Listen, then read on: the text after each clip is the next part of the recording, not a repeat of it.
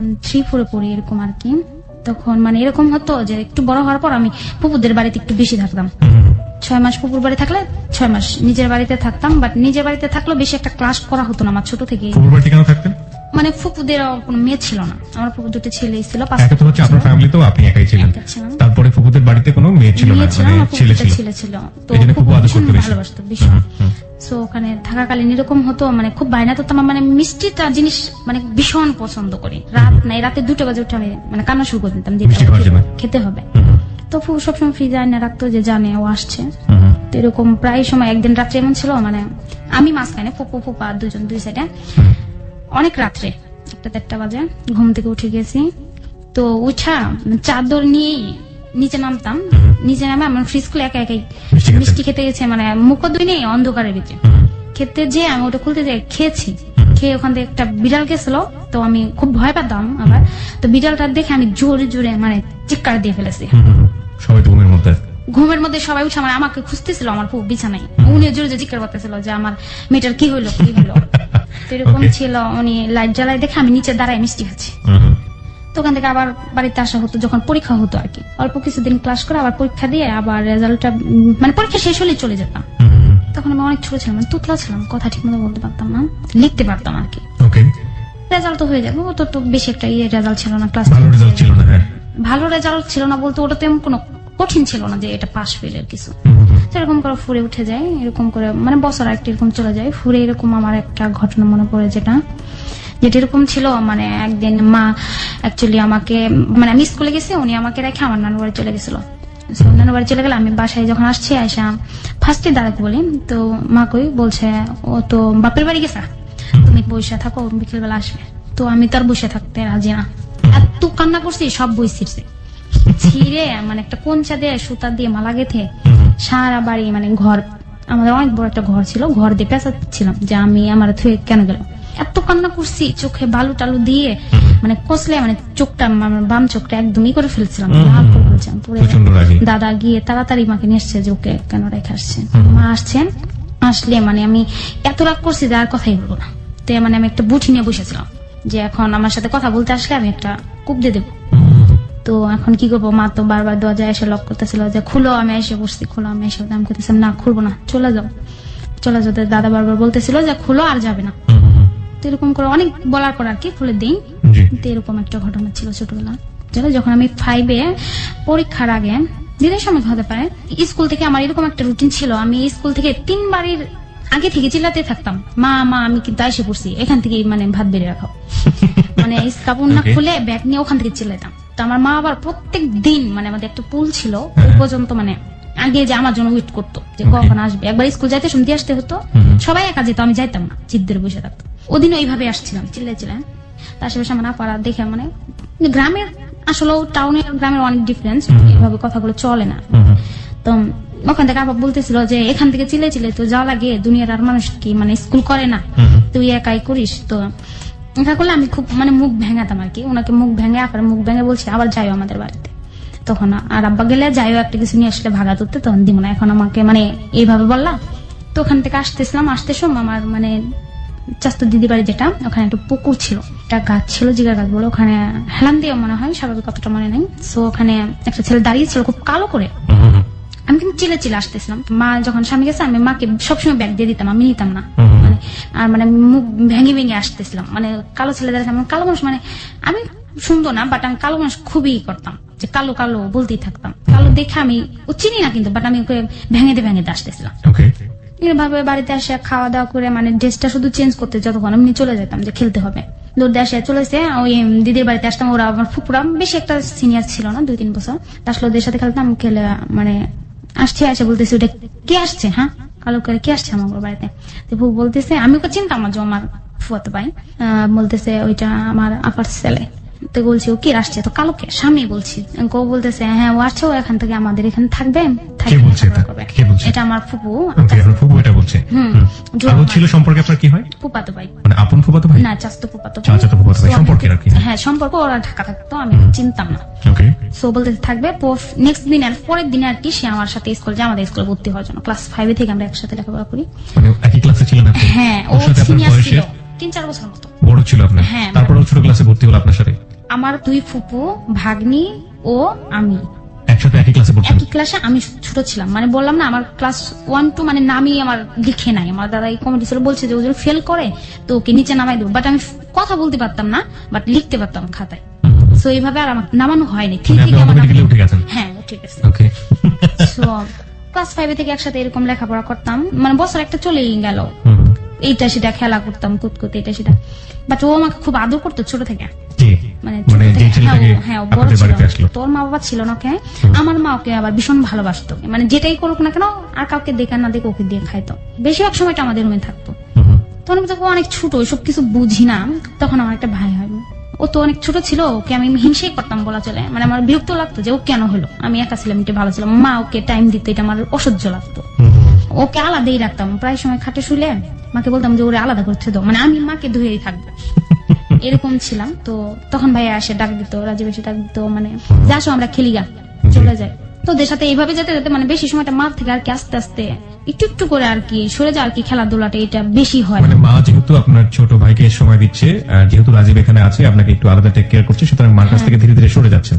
5-এ থাকতে এরকম একটা ঘটনা ছিল, তখন তো আমি অনেক ছোট, এসব কিছু আমার মানে মাথায় ক্যারি করি না। তো কুতকুত খেলতেছিলাম, কুতকুত খেলতে ভাইয়া এমন করতো যে মানে আমরা দুইজন দুই দলে পড়তাম, ও কিন্তু কখনো আমাকে খেত না, দুম দিয়ে মানে মরা দেওয়া যেটাকে বলে, ধরতো না, মানে আমাকে বলতো তুমি জোরে জোরে দৌড় দাও, আমি তোমাকে খাবো না। তো ও যদি আমাকে খেতে হতো আমি বলতাম তুমি তো বলছো আমাকে খাওয়া না, খাওয়া মানে আমি যেটা বুঝতে পারছি যে কুতকুত খেলে আলটিমেটলি, হ্যাঁ এটা আলটিমেটলি ছুঁয়ে দিলে যেটা হয় যে বাদ হয়ে যাবে, সেই কাজটা ও করতো না। হ্যাঁ, তো যদি ছুতে পেতো তো আমি বলতাম তুমি না বলছো আমাকে ছোবা না, এখন আবার ছোকে। তো বলতো তুমি জোরে জোরে দৌড় দাও, তো ছোট ছিলাম পারতাম না, বেশিরভাগ পড়ে যেতাম। তো বলে যেমন 5-এ বার্ষিক পরীক্ষা হয়ে যায় এরকম আর কি, তো সিনিয়র ছিল। তো আমাকে একদিন মানে পুকুর পাড়ে, সেই পুকুর পাড়ে দাঁড়িয়েছিল, আমি আমার ওই যে ভাইটাকে নিয়ে আসতেছিলাম বলতে, আমার ভাইটা মানে অনেক মোটা ছিল, আমরা সবাই মোটা ছিলাম, আমিও ছিলাম। বলে না হাতে ধরাই ধরে নিয়ে মানে দুধ নিয়ে, ওজনা দুধ করতো, যেটা আমাদের গায়ে দুধ ছিল না তখন, তো দুধ নিয়ে মা বেশিরভাগ করতাম না, মানে আমাদের ওখানে 2টা মেয়ে কাজ করতো অল টাইম। তোরা ধানের কাজ করতেছে মার সাথে, অনেক ধান, তো মা বলতেছে তুমি যাই তোমার দাদা বাড়ি থেকে, ওটা আমার এক চাস্তো দাদা বেশি দূরে না, যে যাই দুধটা নিয়ে এসো। তো আমি নিয়ে ওকে নিয়ে আসতেছিলাম। তো আসার পথে ভাইয়া বলতেছিল শোনো শোনো তোমার একটা কথা বলি, তা আমি দাঁড়াতাম না, আমি বলতাম না আমি এখন জায়গা। তো ওইটা আমি ফার্স্ট টাইম যেটা আমি বুঝি না এখনো বলবো, মানে এইটুকু বলছিল যে তোমাকে না আমি অনেকটা পছন্দ করি আর কি। বলেছিল রাজীব বলেছিল যে তোমাকে অনেকটা পছন্দ করে আই লাভ ইউ। আমি তো এর মানেই বুঝি না, পছন্দ করে কি বলেছিল, যে পছন্দ করেছে আই লাভ ইউ এরকম বলছিল। সো আমিও চুপচাপ মানে বড় বড় চোখ করে তাকিয়েছিলাম, মানে কিছু বুঝি না, এটা যেমন আবার শুনতাম, তো 5-এ পড়ি শুনতাম, এটা শুনতাম যেমন মাসে মানে ছবি দেখলে এটা সেটা। আমি আবার টিভি ছোট থেকে বেশি একটা টিভি গানে এইসবের প্রতি বেশি একটা ছিল, তবু একটা আছে না যে বড় হওয়ার সাথে মানুষ শুনছে যে আই লাভ ইউ এটা বলে, বাট ও বলে আমি ভাবতাম যে এটা তো খারাপ কথা, হ্যাঁ এটা তো খারাপ কথা। সো ওর সাথে তার খেলবোই না, মানে আমার খুব রাগ হয়েছিল, আমি আমার রাগ করে আমি দুধটা ফেলে দিই, মানে ঝকটা ওর মাথায় মারছিলাম, বরাবর হাইট আসছে আমার মা কইতেছে দুধ নিয়ে আসে না, আমি কইছি ওই দিদিদের বাড়ির পিছনে বাটিক যেটা বলে আমাদের ভাষায়, যে ওই জায়গায় ফেলাই রেখেছি। বলছে কে ফেলাই রেখেছি, তো মাকে বলে দিছি যে মা জানো রাজীব ভাই এই কথা কইছে, এই কথা মানে সরাসরি আমি সবটাই খোলামেলা বলে দিতাম ছোটবেলা। হ্যাঁ বলে দিছি, বলে দিলে বলতেছে যে কখন এই কথা সত্যি বলছে, মানে কখন বলছে, হ্যাঁ সত্যি বলছে, মানে বকা দিতেছি। ফুপুর একটা পাজি ছেলে যেটা আমি বাইরাকে আমাকে এই কথা বলছে, বলছে আচ্ছা আমি ডাক দিয়ে বিচার করে দেবনি, আর বলবে না। তো যা আমি তো রাগে এসে হ্যাঁ বলছে, আমার এমন একটা জিন ছিল যে ও এটা বলছে, আমার ওকে রিপিট আরেকটা বলতে হবে, নইলে মানে রাগটা থেকেই যেত। সকালে উঠে সেদিন আমি মানে প্রত্যেকদিন তো সকালে উঠে একসাথে সবাই স্কুল যেতাম, প্রায় 5-6 জন। সেদিন সকালে উঠে স্কুলে গেছি, মানে সবার আগে ওদের ফ্রেন্ড যারা ছিল মৌসুম ওদের বলছে যে হ্যাঁ আসলে ওরা কেউ জানতো না, বাট যখন স্কুলে গেছি ও তো রেডি হয়ে চলে আসছিল। তো আমি চুপ করে পারতাম দরজাতে দেখতাম যে ও কি আমাদের বাড়িতে আসতেছে কিনা। তো ও যদি আমাদের বাড়িতে যদি দেখতাম যে রাস্তা দিয়ে আসতেছে, আমি পিছন দরজা আরেক দরজাতে বেরিয়ে, মানে আমাদের একটা খাল ছিল ঘরের পিছনে, খালের পাড়ে পলাই চলে যেতাম যে ওর সাথে আমি স্কুলে যাইতেছি না, একাই যাবো। তো এইরকম করে রেখে যেতাম, মানে কেউ তখন এই বছরটা কেউ জানাজানি ছিল না, তখন তো বার্ষিক পরীক্ষা হয়ে গেল। যখন স্কুলে ভর্তি হবো, মানে আমার দাদা বলতেছিল মাদ্রাসায় ভর্তি করে দেওয়ার জন্য, তো আমার ফুপু আবার উনি বলেছেন না মাদ্রাসা ভর্তি হওয়া লাগবে না, হাই স্কুল হোক। হাই স্কুল বলতে গার্লস স্কুল, আমার ফুপু যেটা পড়তো আর কি। তো গার্লস স্কুল বলতে আমি খুব খুশি যে এখানে তো ছেলেরা নেয় বেশিরভাগ। আমি আই লাভ ইউ বলবে না, এটা যেমন অ্যাকচুয়ালি Okay, fine. আমি মিশতাম না বলতে কোনো ছেলের সাথে না, আমার বাচ্চা তাদের সাথে। গার্লসে বলতেছি সেই বছর আবার এটা করছে যে আমাদের গার্লস স্কুলটা মানে আমার ফুপুরা যেবার পরীক্ষা দেয় এসেছি ওই বছরটা খুবই খারাপ রেজাল্ট হয়, একটা হওয়ার পর সরকার থেকে অনুমোদন আসে যেটা গার্লস অ্যান্ড বয়েজ উভয় হয়ে যাবে। সো আমি তো ভর্তি হয়ে আমি তো জানি এটা গার্লসই আছে। তো ভর্তি হওয়ার পরে শুনি এটা বয়েজ হয়ে গেছে, রাজীব বোধহয় সেখানেই ভর্তি হয়েছে। ক্লাস আলাদা আলাদা ছিল, মেয়েদের আলাদা ক্লাস, ছেলেদের আলাদা ক্লাস। এভাবে যাচ্ছিলাম স্কুলে ক্লাস 6 এ। ও এমন করতো, আমি তো আর কাউকে বলিনি, মাকে একবার বলছে, হয়তো মা ভুলে গেছে গ্রামের দুনিয়া। প্রত্যেকদিন মানে ওই রকম করতো যে মানে আমার সাথে সাথে স্কুলে যেহেতু স্কুলে আসতো, তো আমি তো ওর সাথে যাইতাম না, প্রত্যেকদিন পলাতাম, যে কোনো একটা বাহানা ধরতাম। কিংবা যেদিন দেখতাম যে না অফিসে নিছে, আমি মানে স্ট্রাইক ঘুরে চলে আসতাম, না আমি স্কুলেই যাবো না। যখন দেখতো যে ভাই আমি ওর সাথে স্কুলে না যাই, তো ওখানে কিন্তু আমাদের বাড়ির সামনে দূরে একটা পুল ছিল, সে আমার অনেক আগে বের হয়ে যেত, মানে দেখতো যে আমি যাতে না দেখি। বের হয়ে আসে ও চুপ করে পুলের এক করার ভাত যাচ্ছিল, ওখানে লুকায় বসে থাকতো। তো আমরা যখন আইসে যেতাম বাড়ি থেকে বের হয়ে, তখন তারা রিটার্ন বা প্রত্যেকদিন ঘুরে যাওয়া যাইতো না, গেলে তো আবার হয়তো আদরে 1-2 দিন বকবে না, 3 দিনের দিন তো অবশ্যই আবার টাইনে নিয়ে স্কুলে অবশ্যই দিয়ে আসতো। তো চুপ করে বসে থাকতো, দেখ রাস্তায় এসে যখন আমরা হাইটা মানে অনেকটা সামনে চলে যেতাম, তখন পিছিয়ে থেকে মানে বের হয়ে আস্তে আস্তে হাইটে হাইটে আসতো। তখন পিছন দিন তাকায় দেখুন কি লাভ হইলো পলায়, মানে ও প্রতিদিন পিছিয়ে যাইতোই, এতে কোনো মিস নাই। 6 এ পরীক্ষা হয়ে গেল, এরকম 7 এ উঠে গেলাম। এদিকে কোনো ডিস্টার্ব হতো না, আমার বাচ্চা তাদের সামনে কেউ কখনো আমাকে কিছু বলতেই সাহস পেতো না। বাট আমার একটা ছিল, খুব খারাপ লাগ বলবো, সেটা হলো মানে যেখানে যেতাম মানে ছেলেরা বেশি একটা স্ট্রিক্ট ছিল, মানে প্রপোজ জিনিসটা মানে বেশি একটা হয়েছিল আপনার ক্ষেত্রে, আপনি সেটা মনে করছেন? ওকে, যে কোনো ছেলে মানে মানে পিছিয়ে থাকতো, এরকম একটা কিছু বলতো, তো ভাইয়া কি করতো ওরকম সবসময় পিছিয়ে লাগে থাকতো, যাতে কেউ কিছু না বলতে পারে। মানে সবসময় পিছিয়ে যাইতো। যদি কোনো ছেলে 1 দিন 2 দিন 3 দিন এসে সামনে এসে কিছু বলতো, তো ওকে সরাসরি ডেকে বলতো হ্যাঁ চিনো সেটা কে। আর এমনি আমাকে সবাই চিনে আমাদের পাড়াতে, আমার এক নামই চিনে, আমাদের খনখনি বেগম। খনখনি না, মানে আমার সামনে মানে খুব মানে আমার নামটা বললেই মানে চিনে, অমুকের নাতি বললে আমার দাদার নাম। জি, বুঝতে পেরেছি আমি। হ্যাঁ, ভাইয়া পিছিয়ে ডাক দিয়ে সুন্দর করে ডাক দিত, ওকেও চিনতো, ও তো নাতি ছিল। তো বলতো তুই জানিস এটা কে? ওকে। ও বলতো হ্যাঁ তোর মামা তো বোন। মামা তো বোন হলেই হবে, এটা আমার বউ, এর সাথে আমার মানে সবাইকে এটা বলতো, সবাইকে, মানে এর সাথে আমার এঙ্গেজমেন্ট হয়ে গেছে, এর সাথে আমার বিয়ে হবে। হ্যাঁ তো তুই দেখতেই পারে না, মানে ওর সাথে টোটালি কথা বলতাম না, একদম না। এক বাড়িতে থাকতাম তবুও কথা বলতাম না 1 সেকেন্ডের জন্য না। ওই ঘটনার পর থেকে? হ্যাঁ, এবং কি আমাদের ঘরে আমি ওকে আসতে দিতাম না, এরকম ছিল। বাট ও আবার সাহসী বলা ছিল, ও মানে সুযোগ পাইলে মানে যেটাকে বললাম জোর কথা, হ্যাঁ বলবি না কে, যখন মানে তুমি করে বলতো, তুই বলতো যাদু তুই পছন্দ করতাম, বাট বলতো হ্যাঁ তুমি বলবা না কেন, হ্যাঁ কোনো দিনে বলবো না। তো জোর কথা হ্যাঁ না বললে খবর আছে এইটা সেটা, বাট আমি জানতাম যে কিছু করতে পারত না, বাট ভয় দেখাতো, ধরতে পারলে হয়তো একটা চর মারে দিত। তো এরকম করে যাচ্ছিল। যখন 7 পড়তো ওর উপরে আমার প্রচন্ড রাগ ছিল, যেটা বলা ছিল আনলিমিটেড। আমার এই জিনিসটা বেশি রাগ লাগতো, আমি একটা বান্ধবীর বাড়ি যাচ্ছি, ও আমার পিছিয়ে পিছিয়ে দিত। তখন আস্তে আস্তে কিন্তু মানে সবসময় পিছু নিলে একটা জিনিস, গ্রামের মানুষ একটা জিনিস যতই ভাই বোন হোক, এটা মানে চোখে পড়ে যায় যে সবসময় ওর পিছিয়ে কেন। বান্ধবীর বাড়িতে যেতাম, ও পিছিয়ে যায়, শাকের পাড়ে দাঁড়িয়ে থাকে, আমরা যাইতাম, খাইতাম, রান্না করতাম, এসে দেখতাম ও সবসময় বলতো এই ও তোর ভাই তো তোর সবসময় তোর পিছিয়ে পিছিয়ে থাকে কেন। লেটার লিখতো অধিক পরিমাণ, আপনাকে দিত? হ্যাঁ দিত, মানে এরকম করে দিত। ঘরে আসতো আইসা যে কোনো হয়তো বালিশের নিচে আমার বইয়ের, বেশিরভাগ বইয়ের পেজে রাখে রাখে চলে যেত। আমার বলতো দেখছো, আমি একটা স্ট্রাইক না করে দিতাম, আমি তো জানি না দেখবো কই থেকে, কিন্তু আমি দেখতাম, দেখে আবার ওগুলা ঝরে যে একটা ট্রাঙ্ক ছিল আমাদের ভাঙা বলা ছিল এক কর্নারে, ওর কোনো কাজে লাগতো না, তো আমি ওদের ভিতরে রেখে দিতাম, বেশিরভাগ পড়তাম না। তো মানে এরকম করতে করতে আস্তে আস্তে আর কি গ্রামের লোকেরা মানে টার্গেট করে এটা যে ও সবসময় ওর পিছিয়ে চলে কেন। আর চলে কেন বলতে একটা কথা একজনকে বললে ওটা 2 কান এমনি হয়ে যেত। ও বলতো একজনকে ডাকে যে ওর সাথে তোমার এঙ্গেজমেন্ট হয়ে গেছে, বিয়ে হবে, এটা সেটা। ও আরেকজনকে বলতো, ও আরেকজনকে বলতো, এরকম করতে করতে কিছুটা শোনাশুনি হয় ক্লাসে, যেটা স্কুলের ব্যাপার, যেটা বাড়িতে হয় না তবুও বেশি একটা। এরকম করে স্কুলে মানে কি আমাকে ঠেকাতো, যেমন বলতো হ্যাঁ এই যে রাজীবের গার্লফ্রেন্ড আসছে, এই ভাষাটাও হয়তো অতটা বুঝতাম না, কিন্তু এটা আমার খুব বিরক্ত লাগতো। লাগলে ওর প্রতি আমার প্রচুর একটা রাগ ছিল যে ওকে কি করা যায়। বান্ধবীরা খুব চেলাইতো আমার যে হ্যাঁ গার্লফ্রেন্ড এরকম করতে করতে কইছে দেখ আমি ওর কিছুই হয় না, ওকে তোরা যা কোস আমি ওরে তাই করতে পারবো, আমি বাট ওরে আমি পছন্দ করি না। তো কি ওরে কিছু করতে পারবি? আমি কিছু মানে তোরা যা কোস, তবে বাসায় যায় না, পিটাইতে পারবি, চর মারতে পারবি, আমাকে পিটাইতে না, আমি ওর হাতটাও কাইটা ফেলাইতে পারি খুব মারে। তো আমার এক বান্ধবী ছিল খুব চেতাই দিত মানুষের, ও বলতো হ্যাঁ তাহলে তুই যদি কাটতে পারিস তাহলে কাটার ব্যবস্থার জিনিস আমি এনে দেবো। তা আমার বাবা খুব রাখছিল, হার মানতে রাজি না। আমরা আচ্ছা তুই যদি জিনিস এনে দিতে পারিস আমি কাটতে হবে, কয় কি আচ্ছা তাহলে একটা বেড, যদি তুই যদি কাটতে না পারিস তাহলে 19 জন 19টা পটেটো আর 19টা চকলেট খাওয়াবে। আর বলছে আর যদি কাটতে পারি, ওর হাত একটু কাটনি হলো, কয় হ্যাঁ কাটতে পারলে তোকে খাওয়াবো, এই যা টাকা আসে তোকে দেবো। তো কি করে আমাদের স্কুলের সাইডে তখন মানে 1 টাকা ব্লেড পাওয়া যেত, তো ব্লেডটা কিনে নিয়ে আসে। কিন্তু আমি কিন্তু ভয় পাচ্ছিলাম, মনে মনে যে এটা কি টিম নেই, এখন পিছাইতে পারতেছিলাম না, পিছাইলে কবা হ্যাঁ আসলে আমরা যেটা মাইন্ড করছি সেটাই। তো মানে মাঠে খেলতেছিল, কথায় কথায় শোনাশুনি হয় না, আমি 1-2 কানে শোনাশুনি হয়ে গেছে যে ও বলতেছে মৃত্যু আসতেছে কিন্তু তোর হাত কাট, তো দৌড়া যে কমন রুমে পলাইছে। তা আমরা সব মেয়ে যায় ওর কমন রুমে স্ট্রাইক করে মানে অ্যাটাক করে দৌড়ছি। মানে ছেলে মানুষ তো একটু সাহায্য, হ্যাঁ কাটতে পারবা এরকম করে হাতটা আর কি আগে দিতেছিল। তো এখন আমার তো এমন রাখতেছে, এমনি তো ওর প্রতি রাখ। সো আমি কি করছি, ব্লেডটা বের করে একটা টান দিয়ে দিছি হাতে, কাটা মাত্র ওইখান থেকে একটা চিল্লানি দিয়ে একদম স্যারদের রুমে আসে বসছে। আইসে বিচার দিছে, ক্লাসে মেয়েরা ধইরা আমার হাত কাটতেছে। ম্যাডাম ছিল আমার দিদি, তো এমনি জানে যে আমি খুব দুষ্ট, সবকে ধরে নিয়ে মানে ইচ্ছা রকম অপমান যেটাকে বলে বেতের বাড়িতে আসছে, বাট তার উপর যে মানে সবকে পিছন মোড়া হাত দিয়ে দাঁড়া করে রাখছিল সিরিয়ালদের, যে এত বড় সাহস স্কুল আইসা। আর এই কথাটা এমন ভাবে ছড়াছড়ি হয়েছে, ওই সবাইরই বলছে যে এই স্কুলের মেয়েরা মাস্তান, ধরে হাত পকড়ে দেয় সব, মানে রাস্তাঘাটের দোকানদার যারা আছে সবাই মানে একদম মানে ভ্রাষ্ট হয়ে গেছে একটা খবর। স্কুলের মেয়েরা ডেঞ্জারাস। ডেঞ্জারাস মানে বলতো যে এরা যেদিক দিয়ে যাবে ওদিক গায়েব হয়ে যাবে। ওকে ওকে। বার্ষিক পরীক্ষা হবে, ওখানে যাই দেখি একটা ছিল, যে ব্রাঞ্চটা ছিল ওখানে বসতাম, ওখানে আমার নামটা আর রাজীবের নামটা প্লাস দিয়ে লেখা ছিল ক্লাসের বেঞ্চে।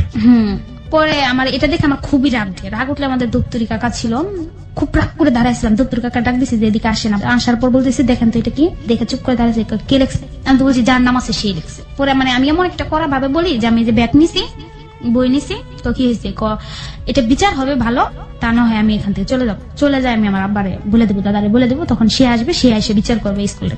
এত বড় শ্বাস কই থেকে হলো। এখন তারা হেড স্যারকে বলে, হেড স্যার আসে দেখে হ্যাঁ সত্য ঘটনাটা। তো মাঠে খেলতেছিল হয়তোবা, দপ্তরি কাকা ডাকতে নিয়ে যায় রাজীবকে। পরে বলে যে মাস্টারবাকে চিনো? ও বলছে হ্যাঁ চিনি। কি হয়? ও কিছু বলে না, ব্রেঞ্চের ভিতরে মানে এই নামটা কি লাগছে? ও বলে হ্যাঁ আমি লিখিনি, বাট ও না করে, কিন্তু এটা শিখা যায় না যে ও আমার মামাতো বোন হয়। বলো যে ও আমার মামাতো বোন হয়, এইসব যেটা শুনছি এটা মিথ্যা কথা। ওই রকম ছিল যে না আমি তো ওকে পছন্দ করি, সো আমি এটা না করবো না। করেনি, কিন্তু স্ট্রং দাঁড়াইছিল, ইচ্ছা রকম পিটাইছে ওকে, 27টা বাড়ি দিয়েছিল ওকে। এই সংখ্যাটা আপনি পরবর্তীতে জানলেন কিভাবে? ফ্রেন্ডেরা ছিল, আমি কিন্তু খুব ভয় পাচ্ছিলাম, আমি চাচ্ছিলাম না যে এইটুকুর জন্য এত বড় বিচার হোক। মানে ও কিন্তু আবার খাইছে কিছুটা নিজের দোষে, যে ও এটা বলে আসে করতে পারতো হ্যাঁ আমার মামাতো বোন, বোনের মতো দেখি, কিন্তু ওখানে হিরোইজম দেখাতে গেছে। মানতে রাজি না, আমি ওকে বোনের মতো দেখি না, ও বলছে সরাসরি। স্যার বলছে ছেলে তো বিয়া দিয়ে দিয়েছে, ইচ্ছা এরকম পিটাইছে, পিটে একটা লাল কার্ড দিছে যে তোকে স্কুল থেকে বের করে দেওয়া হবে, এরকম কিছু।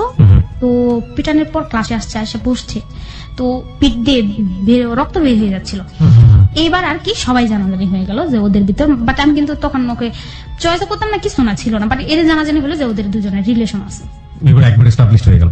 হ্যাঁ হয়ে গেল, মানে এরকম যে আমিও আছি এর ভিতর, বাট আমি কিন্তু ছিলামই না। তো বাসায় এসে পরে আসে, তো কি করে সেই বিষয়ে আমার কোনো আইডিয়া নেই, কিন্তু আমি স্কুল খুব ভয় পাইতেছিলাম। জাস্ট বাসায় গেলে ওর নানি যে ছিল আমাদের চাস্তো দাদি, খুব ডেঞ্জারাস, ওনার ভয়ে আমরা কি আমার মারা কেউ কখনো কথা বলে না। তো আমি তো ভয় পাচ্ছি যে আজকে তো বাসায় গেলাম আর তো আর রক্ষা নাই, স্কুলে নাই আমাকে কিছু করতে পারে, বাসায় গেলে এই পিটারি দিয়ে আমার কপালে আছে।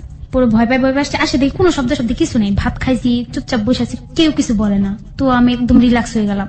রাত চলে গেল, ফেরার দিন সকাল হতে আরো দিন মানে স্কুলে যাওয়ার জন্য আমি সকালবেলা বাইনা ধরি যে আমি যাবো না। সেদিন তো আমি তাড়াতাড়ি রেডি হয়ে আসে পড়তেছিলাম, যাতে আমি বাসা থেকে আর কি তাড়াতাড়ি বের হয়ে চলে যাওয়া যায়। তো এসে বসছি স্কুলে, সেদিনও কোনো প্রবলেম হয় নাই, সেও স্কুলে গেছে, কোনো কথাবার্তা কিছু নাই, একদম চুপচাপ। 2-3 দিন পর সে একদিন স্কুলে জানে, তো আমি বেশি একটু কেয়ার করিনি। তো আমি ভাবছি 2-3 দিন যেহেতু আর কিছু হয়নি, তো এখন আর কি হবে, কিছু নেই। বাট পরে আমি বাসায় আসছি, আসে মানে ওইটা আমার মনেই নেই। খাইতে বসছে, মা খাইতে দিচ্ছে, অর্ধেক খাওয়া হয়ে গেছে, তখন বলতেছে স্কুলে কি হয়েছিল। এটা 3-4 দিন পর, কিন্তু কিছু না, কি হবো, প্রত্যেকদিন যা হয় তাই, স্কুলে আবার কি হয়?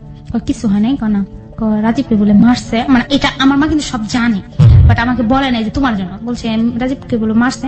আমি কি জানি, আমি তো সঠিক জানি না, মানে এই কথা শুনে কিন্তু আমার ভয় লাগতেছিল যে তো আমার জন্য, বাট আমি না করছি যে আমি জানি। সত্যি জানিস না? তুই করে বলতে সত্যি জানিস না? না জানি না।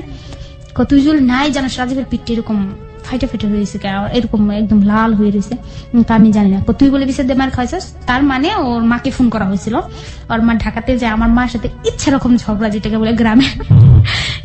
ওর মাকে বলছে ছেলে যেহেতু যে ও বিচার দিয়ে এরকম মার খাওয়াইছে, ফাইন একটা ঝগড়া হয়ে যায়, মানে সবাই জানাজানি হয়ে যায় যে এরা নিজেরা এরকম ঝগড়া করতে, ভাবি ননদ এরকম বিশাল ঝগড়া হয়ে যায়। তো আমি পুরো গ্রাম মানে টিনিয়া ঝগড়া হচ্ছে যে ওকে মার খাওয়াচ্ছি। তো বলছে আমি তো একদম না, ওর নামে আর যত মন্দ বলা যায়, যেটা বলে ইচ্ছারাম খারাপ করি ওর পুরো মা কয় সত্যি করে এত বড় ঘটনাটা কি মিথ্যা হইতে পারে, যে ওর পিঠটাও চোখের সামনে এত বড় হয়ে আসছে পিঠটার ভিতর, তুই না করতেছিস। পরে মানে একটু ভয় কাটতে কাটতে মানে আমি তো বাবার একটা সাহস ছিল যে আমার তার মারবো না, বকা চাই, 2-1টা বকা দিব। তো বলছি আমি তো দেইনি, আমার কথা না করছি, আমার বান্ধবীরা দিছে। এরকম প্লাস দিয়ে লিখছিল। মাপু বলতেছে যে লিখলে কিরকম বিচার দিতে হয়, বাসায় আসতি নিজেরা ওকে বলে দিতাম, আর লিখতো না। তো বিশাল হয়ে যায়।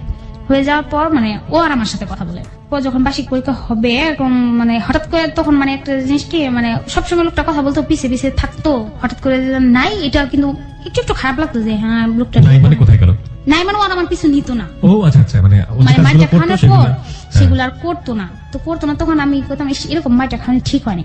ঠিক হয় বলতে এত বড় মাইটা খাওয়ানো ঠিক হয় নাই। ভাই নিজের মানে বাসায় দেখা হলো, আগে এরকম ছিল আমি বসে থাকলে ও আসতো, এখন আমাকে দেখলে ও পলাইতো। মায়ের নাম বাবাজি, একটু একটু খারাপ লাগতো। ওকে, এইটাই যখন পরীক্ষা হয় ও একবার আইসে পড়ে, ঢাকা আইসে পড়ে, এটা শিওর যে ওকে ভালো লাগতো না, বাট ও আইসে পড়ে শুনি যে ও আর যাবে না, পড়বে না, পরীক্ষা দিবে না। সো আমি ও যাওয়ার পর আমি ওকে একটা লেটার দিই। সেটা ভালো লাগাও ছিল না, কিছুই না, যে ও পড়ুক, ওকে, মানে পড়াশোনার জন্য ও আসুক পড়ুক, যে আমার জন্য এত বড় বদনামটা না হোক। কারণ যেহেতু ফুপু বলবে যে তোর জন্য আমার ছেলেটা বন্ধ করে আইসা পড়ছে, তো আমি একটা লেটার দিই। মানে এটা আমার বান্ধবী ছিল, ওর সাথে মিলে ও বলে আচ্ছা দিয়ে সমস্যা কি, 9-10 পর্যন্ত পড়ে তো চলেই যাবো।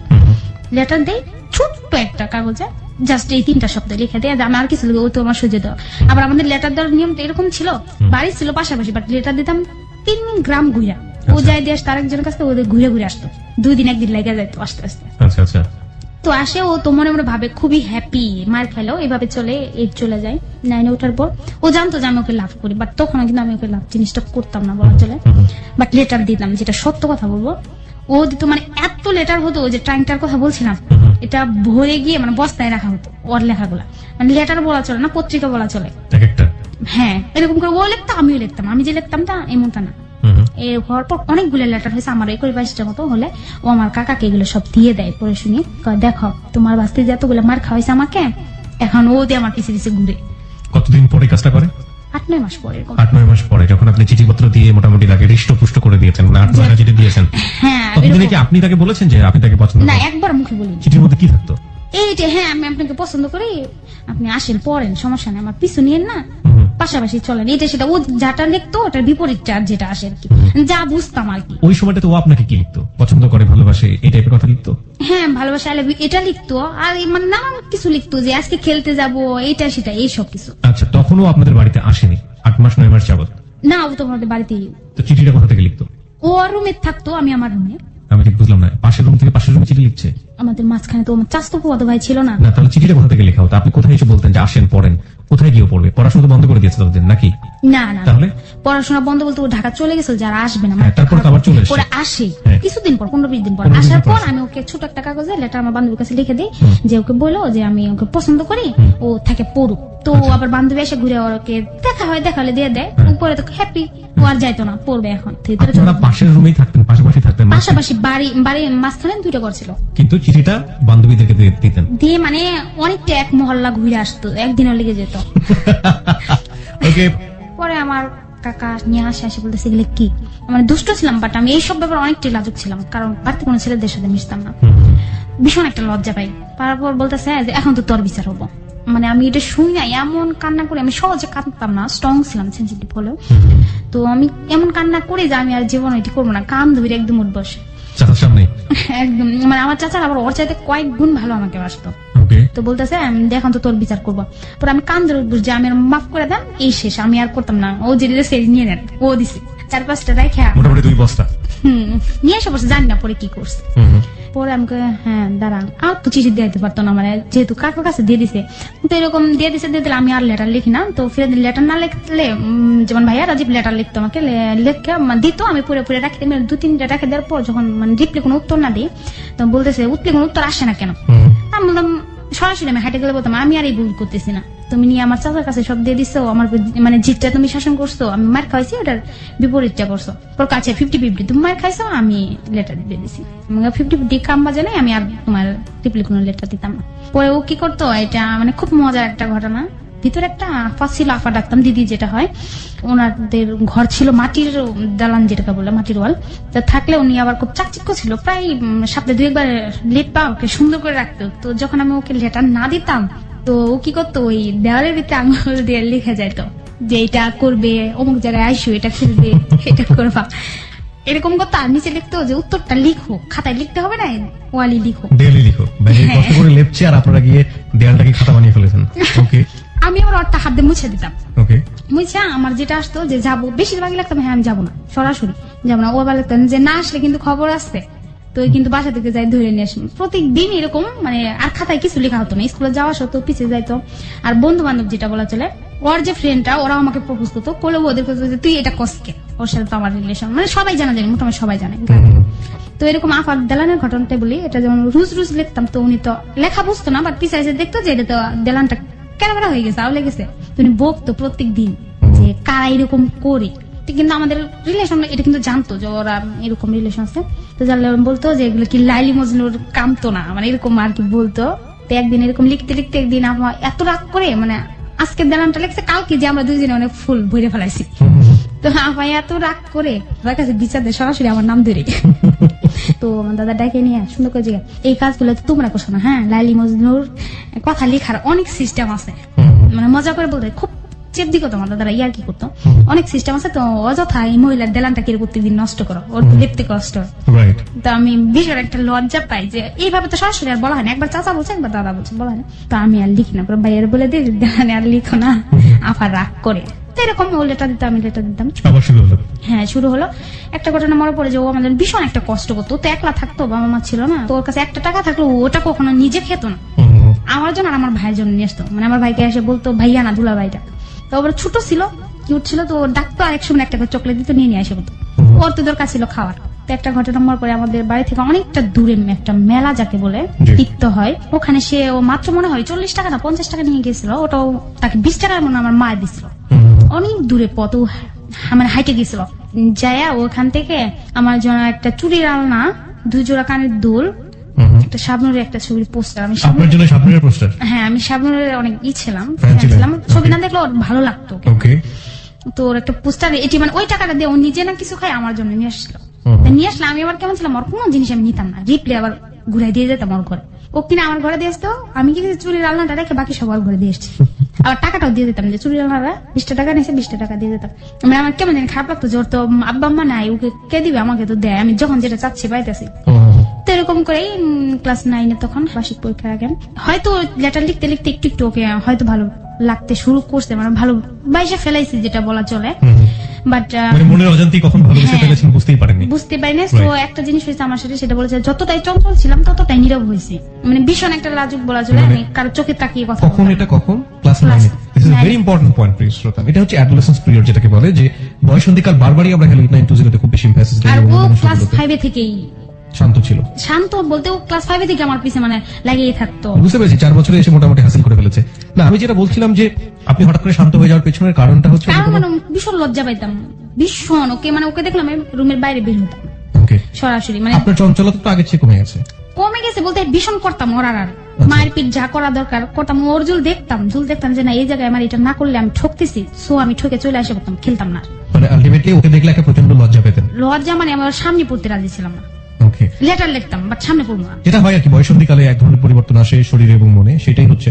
ওকে ফাইন, তারপর এই সময়টা 9-এর সময়টা এরকম বলা চলে, আমাদের এলাকা আশেপাশে যে 4-5টা এলাকা সবাই জানতো, এমনকি ওর মা এতে মানে কেউ কিছু বলতো না, আমার বাবা শুধু বলতো যে না ওকে তো ওর কাছে দেবো না, ওর মানে লেভেলেও না ওর কাছে দিব না, বাট ওর মা কিছু বলতো না। আর ওরা খুব ভালো ছিল, ওর নানি যেটা বলে আমার দিদি সবসময় আমাকে রাখবো বলে বলতো, সবাই রাজি এরকম বলা ছিল, মানে সবাই জানতো, এটা কোনো গোপনের কিছু ছিল না। ফ্যামিলি জানতো অলমোস্ট একদম সবাই, গ্রামের সবাই জানতো, এবং কি এটা হবে এটাও জানতো। হ্যাঁ, শুধু বাবা রাজি ছিল না। আমার বাবা আমার ফ্যামিলি থেকে বলতো যে বড় হবে, লেখাপড়া করবে, এটা আপনি ভুলে যাবে, এটা ব্যাপার না, কলেজ স্কুল যাবে ভুলে সব ভুলে যাবে, রাইট।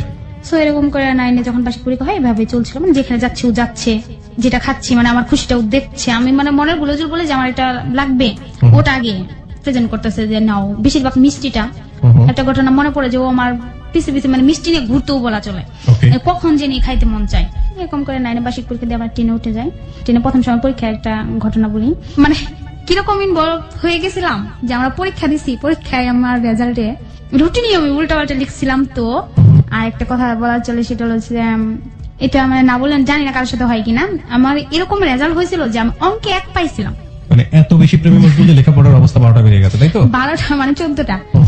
আমি অঙ্কে 1 পাইছিলাম, ও 13 পাইছিল। এটা আমার আজীবন মনে থাকবে যে এত খারাপ রেজাল্ট আমার লাইফে হয়নি। সো এই খাতাটা নিয়ে স্যার এনে দুইটার খাতা একসাথে করে দেখাই, এটা তো আমার প্রকাশ হয়ে গেছে ক্লাস 7 থেকে, মায়ের পিঠ দেখাইছে, দেখো রেজাল্ট। বাট কেউ কিছু বলতে পারতো না, হয়তো বাচ্চা যারা ভয়ে মানে এটা আরো বেশি একটা রটারটি হয়ে যায়। গ্রামের কথাটা এমন ছিল, সামনে কিছু বলবে না, লোক আড়ালে অজস্র খারাপ ভাষা যেটা বলে ওটা দিয়ে বলতো। বললে ওকে কি করে, ওকে আলাদা একটা স্কুলে নিয়ে দেয়, বয়স পাশেই ছিল, ওই স্কুলে নিয়ে ওকে ভর্তি করে দেয়। আমি আমার ওই স্কুল থেকে কালচি থাকি 1 বছর, আমরা আলাদা থাকি। থাকার পর মানে এরকম হতো, আমি আলাদা হওয়ার পর আমি ওর স্কুলে যাই, কোচিং শুরু করি। প্রতিদিন সকালে যাই ওর স্কুলে যাই, কোচিং করে আমার স্কুলে আমি আসতাম। বাট দেখা সাক্ষাৎ এটা হতো ট্রেনে, এরকম করে চলছিল আর কি। যে কোনো ফ্রেন্ড সার্কেল সবাই জানতো ওদের বিয়ে ঠিক হয়ে গেছে, মানে সবাই এলাকার অলমোস্ট। আমি যেখানে যেতাম ও যেত। ছবি বললাম বেশ একটা দেখতাম না, তবে এরকম একটা জিনিস ছিল, আমি ওর সাথে কয়েকবার বাংলা ছবি যেটা হলে আমরা ছবি দেখতে যেতাম, স্কুলের কথা বলে বাড়ি থেকে বলতাম, খুব কাছে ছিল তো টাউনটা, 13 টাকা 14 টাকা লাগতো একটা টিকিট। তো বলতাম টাকাটা নিয়ে স্কুলের ব্যাগ নিয়ে আমরা স্কুলে যেতাম, যাই অর্ধেক পর থেকে সাইকেলে উঠে চলে যেতাম, হলে যাই ছবি দেখে আসতাম। এরকম দুষ্টুমি করতাম ভীষণ, আর মারপিট করতাম। আর আমি মারপিট বাজলেও আমাকে টাইনা ছাড়াই নিস, তো কত মারপিট করো না, মানে খারাপ করবো। যখন আর কি বার্ষিক পরীক্ষার সামনে ফর্ম ক্লাব শুরু হয়, হঠাৎ আর কি এখানে মানে আমার বাবার প্রবলেম হয়ে যায়। আমার বাবা যেখানে শেয়ার ব্যবসা করতো, কিছু একটা মার্ডার হয়। সো সে বিষয়ে আমি বলবো না, সেটা আমার বাবার বিষয়। মানে রাতারাতি আমাদের অনেক টাকা অ্যাডজাস্ট করতে হয়, ধান চাল যা ছিল বিক্রি করে এক সপ্তাহে অনেক টাকা। একদিনে বাবাকে এতগুলো করে টাকা দিতে হতো, দিলে কেসি করার জন্য, মানে বিজনেসটা ঠিক মতো রাখার জন্য। ওই কেসে আপনার বাবাও জড়িয়ে যায়, তাই তো? হ্যাঁ, জড়িয়ে যায়, মানে উনি একদম 2 নম্বর 1 নম্বর আমার মামাকে আর আমার বাবাকে 1-2 ফেলাই দেয়। মানে উনার শিফটে ছিল, এখন বাবা দেখে নাই কেন শিফটে ছিল, তাহলে উনার আন্ডারে ছিল, ওরা কাজ করতেছিল, 3 কর্মচারী ওয়ার্কারে ঝগড়া লাগে, মার্ডার হয়ে যায়। তো এরকম দেওয়ার পর অনেকটা মানে লস হয়ে যায়, যেটা বলা চলে লসই। তো তখন আবার নতুন করে বিজনেস, ওটা তখন তালা লেগে যায় একদম। তখন আবার নতুন করে শুরু করার জন্য আমার বাবা বাড়ি থেকে জমি যা থাকে কিছুটা বিক্রি করে বন্ধক টন্ধক দিয়ে টাকা নিয়ে আবার নতুন করে মেশিন তৈরি করে করার পর আমাদের ফ্যামিলির অবস্থাটা মানে অনেকটা খারাপ হয়ে যায় বলা চলে। ক্লাস 10-এ পড়ি, মানে ফ্রন্ট ক্লাবে শুরু, তখন এই টাইমে অনেকটা খারাপ। আমার তো সব দিদি ছিল, প্রায় ঝগড়া হতো আমার মার সাথে। যখন আমাদের সবসময় আমার আধার একটা আদর ছিল, একটা চলাফেরা ছিল, যখন আমাদের এরকম হয় তখন মানে চারদিক থেকে একটা চাপ আসে, রোজ ঝগড়া লাগে। দিদিদের সাথে ফুপুরা এটা চাচ্ছে পাচ্ছে না, ওই বিষয়ে লাগে যে বলতেছে হ্যাঁ ভাবি সব একাই খাইতেছে, মানে এই নিয়ে মার সাথে প্রায় ঝগড়া লাগে। ঝগড়া লাগলে আমার মাকে আমি আর এখানে থাকবো না, আমার নিয়ে ঢাকা যাও। যখন আমি ক্লাস 10-এ পড়ি আমার নিয়ে ঢাকা নিয়ে এসে পড়া হয়। ঢাকা বলতে নারায়ণগঞ্জ চলে আসা হয়। আপনি বলতে আমার ফ্যামিলি, আমার বাবা মা ভাই, মানে আমরা আর কি। ওর সাথে কোনো কথা হয় না, ও স্কুলে থাকে। হ্যাঁ, আমার বাবা মানে খুব অভিমানী ছিল। আমার দাদা আমার বাবাকে সে বিষয়ে না বলে, আমার দাদা বাবাকে একটা কথা বলে জমি সম্বন্ধে আর কি, বলার পর তো আমার বাবা খুব রাগ করে যে আমি এত বছর তোমাদের খাওয়াইছি, এত কষ্ট করছি তোমাদের জন্য, আসছে আমি একটু প্রবলেমে পড়ছি, আমি কি আর উঠবো না এই প্রবলেম থেকে? সো তোমরা আমার সাথে এরকম ব্যবহার করলো আমার ছেলে মেয়েদের সাথে। তো বাবা রাগ করে আর কি আমাদের নিশে করে, রাগ করে একদিন কিচ্ছু নিয়ে আসে না, শুধু যার যা শরীরে যা থাকে, দাঁড়াতে পারলে আসবো বা কখনোই আসবো, রাগ করে নিয়ে এসে বলে নিয়ে এসে আমাদের নতুন বাসা ভাড়া নিয়ে নেই। কিন্তু আমার পড়াটা ওখানে গ্যাপ পড়ে যায়। সো আমরা এইভাবে থাকি, রাজীবের সাথে আর কোনো কথা মানে ও জানি না যে আমি চলে আসছি। সো এই জিনিসটা আমার খুব ভীষণ আঘাত লাগতেছিল যে আমি আসবো না কোনো পরিস্থিতি। ও আসার আগে একটা কাহিনী হয়েছে, আমার বাবা যখন এরকম প্রবলেম হয়, প্রায় যখন ঝগড়া চলতো তো শুনতাম বাবা মাঝে মাঝে বলতো যে তোমাদের নিয়ে চলে যাবো। তখন ভাইয়া তো শুনতো, রাজীব তখন যাই বলছিল যে তোমার যদি এরকম নিতে আসে মামা, তো তুমি যাও না, তো নিতে তো আসবে, যেহেতু সমস্যা চলতেছে নিয়ে চলে যাবো, তো চলো আমরা ভাইকে যাই। তা আমি ছোট ছিলাম, বাট আমি এইটা ভয় পেতাম যে আমি তো ওর সাথে ভাগবো না। আমি বলতাম যে না আমি তোমার সাথে ভাগবো না। বলতো কেন ভাগবো না? আমি বলতাম ভালোবাসি সেটা আলাদা, বাট তুমি তো ছোট মানুষ, আমার নিয়ে রাস্তায় তুমি হারাই ফেলাবে, তুমিও হারাই যাবা, আমারও হারাই ফেলাবা। আর আমার বাবা তো কিরকম জানোই, কখন আমার বাবা তো সব চিনে, উনি তো তোমার খুঁজে বাইক তোমার তো মারিয়ে ফেলাবো, সাথে আমার মারবো, ভাগবো না। তো অনেক কান্না করতো, মানে আমার পা ধরে পর্যন্ত কান্না করতো, নিতে আসলে যায় না, তুমি পলাই। তো এরকম হঠাৎ করে নিতে আসা বা ওনার মুখের তো কথা বলা চলে না, অল ফ্যামিলি আসে, ওর সাথে আর কোনো কন্ট্রাক্ট হয় না একই দুম হয় না। মানে আমার বাবা এত রাগ করে আমাদের কাউকে আর মানে আমি যতটুকু বুঝি যে আপনারা যৌথ ফ্যামিলিতে ছিলেন, রাইট? বাবা চাচা, বাবা যৌথ বলতে আমার দাদার থেকে আলাদা। আমার দাদা, আমার 5 ফুপু, 3 ভাই, সবাই নিয়ে আমার বাবা একত্রে ছিল, আমার দিদি ছিল না, আমার সব দিদি। সেখান থেকে আপনারা বের হয়ে চলে আসেন এবং রাজীব আলটিমেটলি আপনাদের ফ্যামিলিতেই থাকছিল এবং এবং পরবর্তীতে আপনারা চলে আসার পরে ওই ফ্যামিলিতেই থেকে যায়। হ্যাঁ, থেকে যায়। ও জানে আপনারা ডিটাস্ট হয়ে যান, ও জানেই না ব্যাপারটা। ও স্কুলে ছিল, ও ভাবতেও পারে না যে আমরা এইভাবে চলে আসবো। পরে ওর সম্বন্ধে আমার কোনো আইডিয়া নেই, আমি জানি না, আমি আমার জীবনটা বলি। আশা পড়ার পর মানে বাবা যখন এরকম প্রবলেম হয় তখন মানে আমারও প্রবলেম হয়ে যায়, মানে এত পরিমাণ অসুস্থ হয়ে পড়ি, একটার পর একটা হতে থাকে। তো আমার মা বলতো তো আমার মেয়েটার দুঃখ জিনিসটা হয়তো সহ্য হবে না, সুখটাই বেশি ছিল। তো আমার বাবা এরকম তার কোনো ফুপু মানে আত্মীয় স্বজন কারোর সাথে কোনো কন্ট্যাক্ট ছিল না। আমার বাবা ফোন পর্যন্ত ইউজ করা বন্ধ করে দিয়েছিল যে টাকার জন্য এরকম হয়েছে, তো আমি আর কারোর সাথে জীবন তো আবার আগের লেভেলে না দাঁড়াতে পারবো, কন্ট্যাক্ট করবো না, চুপচাপ সবসময় বসে থাকবেন। তখন একটা জিনিস পড়াটা বন্ধ হয়, সেটা আমার ভীষণ ভীষণ আঘাত করে। আরেকটা জিনিস প্রচন্ড আঘাত করে, সেটা হলো যে ওকে আমি বইলেও আসতে পারিনি, বইলে আসি কি ওকে আমার চাই, মানে জেদ ধরা ছিলাম যে চাই। তো বসে বসে একাই কাঁদতাম 6-7 মাস এরকম একটা নাই বসে থাকি, কাঁদি, বাহিরেও বের হয় না, কোথাও যাইতেও, হ্যাঁ বাবা কোথাও যেতেও দেয় না, এবং কারোর সাথে কোনো কন্ট্রাক্ট করি না, করতে করতে যখন 5-6 মাস হয়ে যায় মানে একটা অভ্যাসে পরিণত হয়ে যায়। তো এইভাবে থাকতাম, থাকার পর আমি ভীষণ অসুস্থ হয়ে পড়ি। ভীষণ বলতে আমার গলায় একটা ইঞ্জুরিতে একটা প্রবলেম হয়ে যায়, সেখানে একটা অপারেশন করা লাগে নারায়ণগঞ্জ হাসপাতালে। তখন তো আমার বাবার অবস্থা, এদিকে আর্থিক অবস্থাও খারাপ হয়ে যাচ্ছে, প্রবলেম হচ্ছে, কুটে হাজিরা দিতে হচ্ছে, টাকা দিতে হচ্ছে, বিভিন্ন প্রবলেম, অফিসটায় তালা লাগাই দিছে, এটা নিয়ে কুট কাছারি, তার মধ্যে বাড়ির থেকে এসে পড়ছি। বাড়িতে থাকলে ধান চাল আবাদ হতো, ওটা খাওয়াটা চলে যেত, সবকিছু মানে একটা ট্রাফের মধ্যে। এর মধ্যে আমার একটা অপারেশন হওয়া লাগে, এমন অবস্থা হয় তখন মানে ইমার্জেন্সি মানে অ্যাকাউন্টে বলে 30,000 টাকা জমা করেন। তখন আমার আব্বার এমন অবস্থা ছিল 30,000 টাকা অনেক ছিল, পারতেছিল না। সো উনি তখন আর যেটা চায় নাই তবু উনি করছে, জানি আমার বাবা খুব অভিমানী, তার ভাই বোনদের কাছে ফোন দিচ্ছিল, হয়তো আমার ফুপুর কাছে ফোন দিয়ে বলছিল যে টাকা দিতে, সো আমার ফুপুরা দেয় না দেওয়াতে ওনার মানে কতটা কষ্ট লাগে সেটা ভাষায় বলা যাবে না, যে আমি এত করছি, আমার বুকে ডাক্তার বলছে বাবা যে এত করছি, আর তারা আজকে আমার মেয়েটার এত বড় অসুখ। পরে বাবা যখন কোনো কিছু না দেখে বাড়িতে না যায়, মানুষ দিয়ে আমাদের যে রড কিনে ঘর মানে বিল্ডিং করার জন্য রড টড কিনে ওইসব বিক্রি করে দেয়, এইসব আবার কিনে ওর মা কিনে এইসব মানে বিক্রি করে যা টাকা হয়, যতটা হয়, হ্যাঁ যতটা টাকা হয় আর কি, তখন আর কি আমাদের এমন পরিস্থিতি আসে যে আমাদের স্বার্থ ছাড়া কেউ কিছু দেয়। এখানে আমার মামারা হেল্প করে, আমার মার ভাই যেটা বলে করে হেল্প করার পর আমার ওখানে একটা অপারেশন হয়। সো এখানে এমন অবস্থায় ডাক্তার আমাকে একদম টোটাল নিষেধ যে কথাটা খুব কম বলবা, বিনা প্রয়োজনে না। সো এইভাবে চলতে থাকে, তো আমি কথা বলে একদম কমে যায় যে বিনা প্রয়োজনে কথা বলি না। কিন্তু সেখানে একটা প্রবলেম হয়, যেহেতু 6-7-8 মাস হয়ে যায় চুপচাপ এক ঘরে বসে থাকি, পুরো বছরটাই নষ্ট। তো এক ঘরে থাকলে আমার এমন অবস্থা একদম মেন্টালি প্রবলেম হয়ে যায়, সবসময় বসে থাকতাম, কাঁদতাম। যে লক্ষা নদীটা যে আছে, আমি অল টাইম বেশিরভাগ সময়টা আমাদের জানলা বেলকুনি দিয়ে ইটা দেখা যেত নদীটা। আমি অল টাইম আমার একটা ঘটনা মনে পড়ে, যে দুঃখের সাথী বলা চলে, আমি গিয়ে ওই পাথরে মানে পাটা দিয়ে বসে থাইকা খুব কান্না করতাম যে আমি বাড়িতে যাব। কিন্তু এটা মানে বাবা কিছুতেই যেতে দিত না, যে আমি বাড়িতে যাব, আমি রাজীবের সাথে দেখা হচ্ছে। সত্যি কথা বলতে লেখাপড়াটাও তো ওই তো ভুলেই গেছি 1 বছরে, কি করতেছে না করতে নানান কিছু, মানে সবাই মিস করতাম, শুধু রাজীব না, কিন্তু যাইতে দিত না। এরকম করে 1-1.5 বছর মাথায় আমি এত পরিমাণ অসুস্থ হই যে আমি ঘরে কারোর সাথে কথা বলি না, মার সাথে বলি না। মানে খুব একটা আমার ব্যবহার একটা ডেঞ্জারাস একটা চেঞ্জ আসে, যে মা বাবাকে দেখলে প্রচন্ড একটা রাগ উঠতো, বিশেষ করে হ্যাঁ এর জন্যই তো আমি এখানে আসছি, নইলে আমি কেন আসবো, ভুল করবে হ্যাঁ ভর্তুক দিব আমি।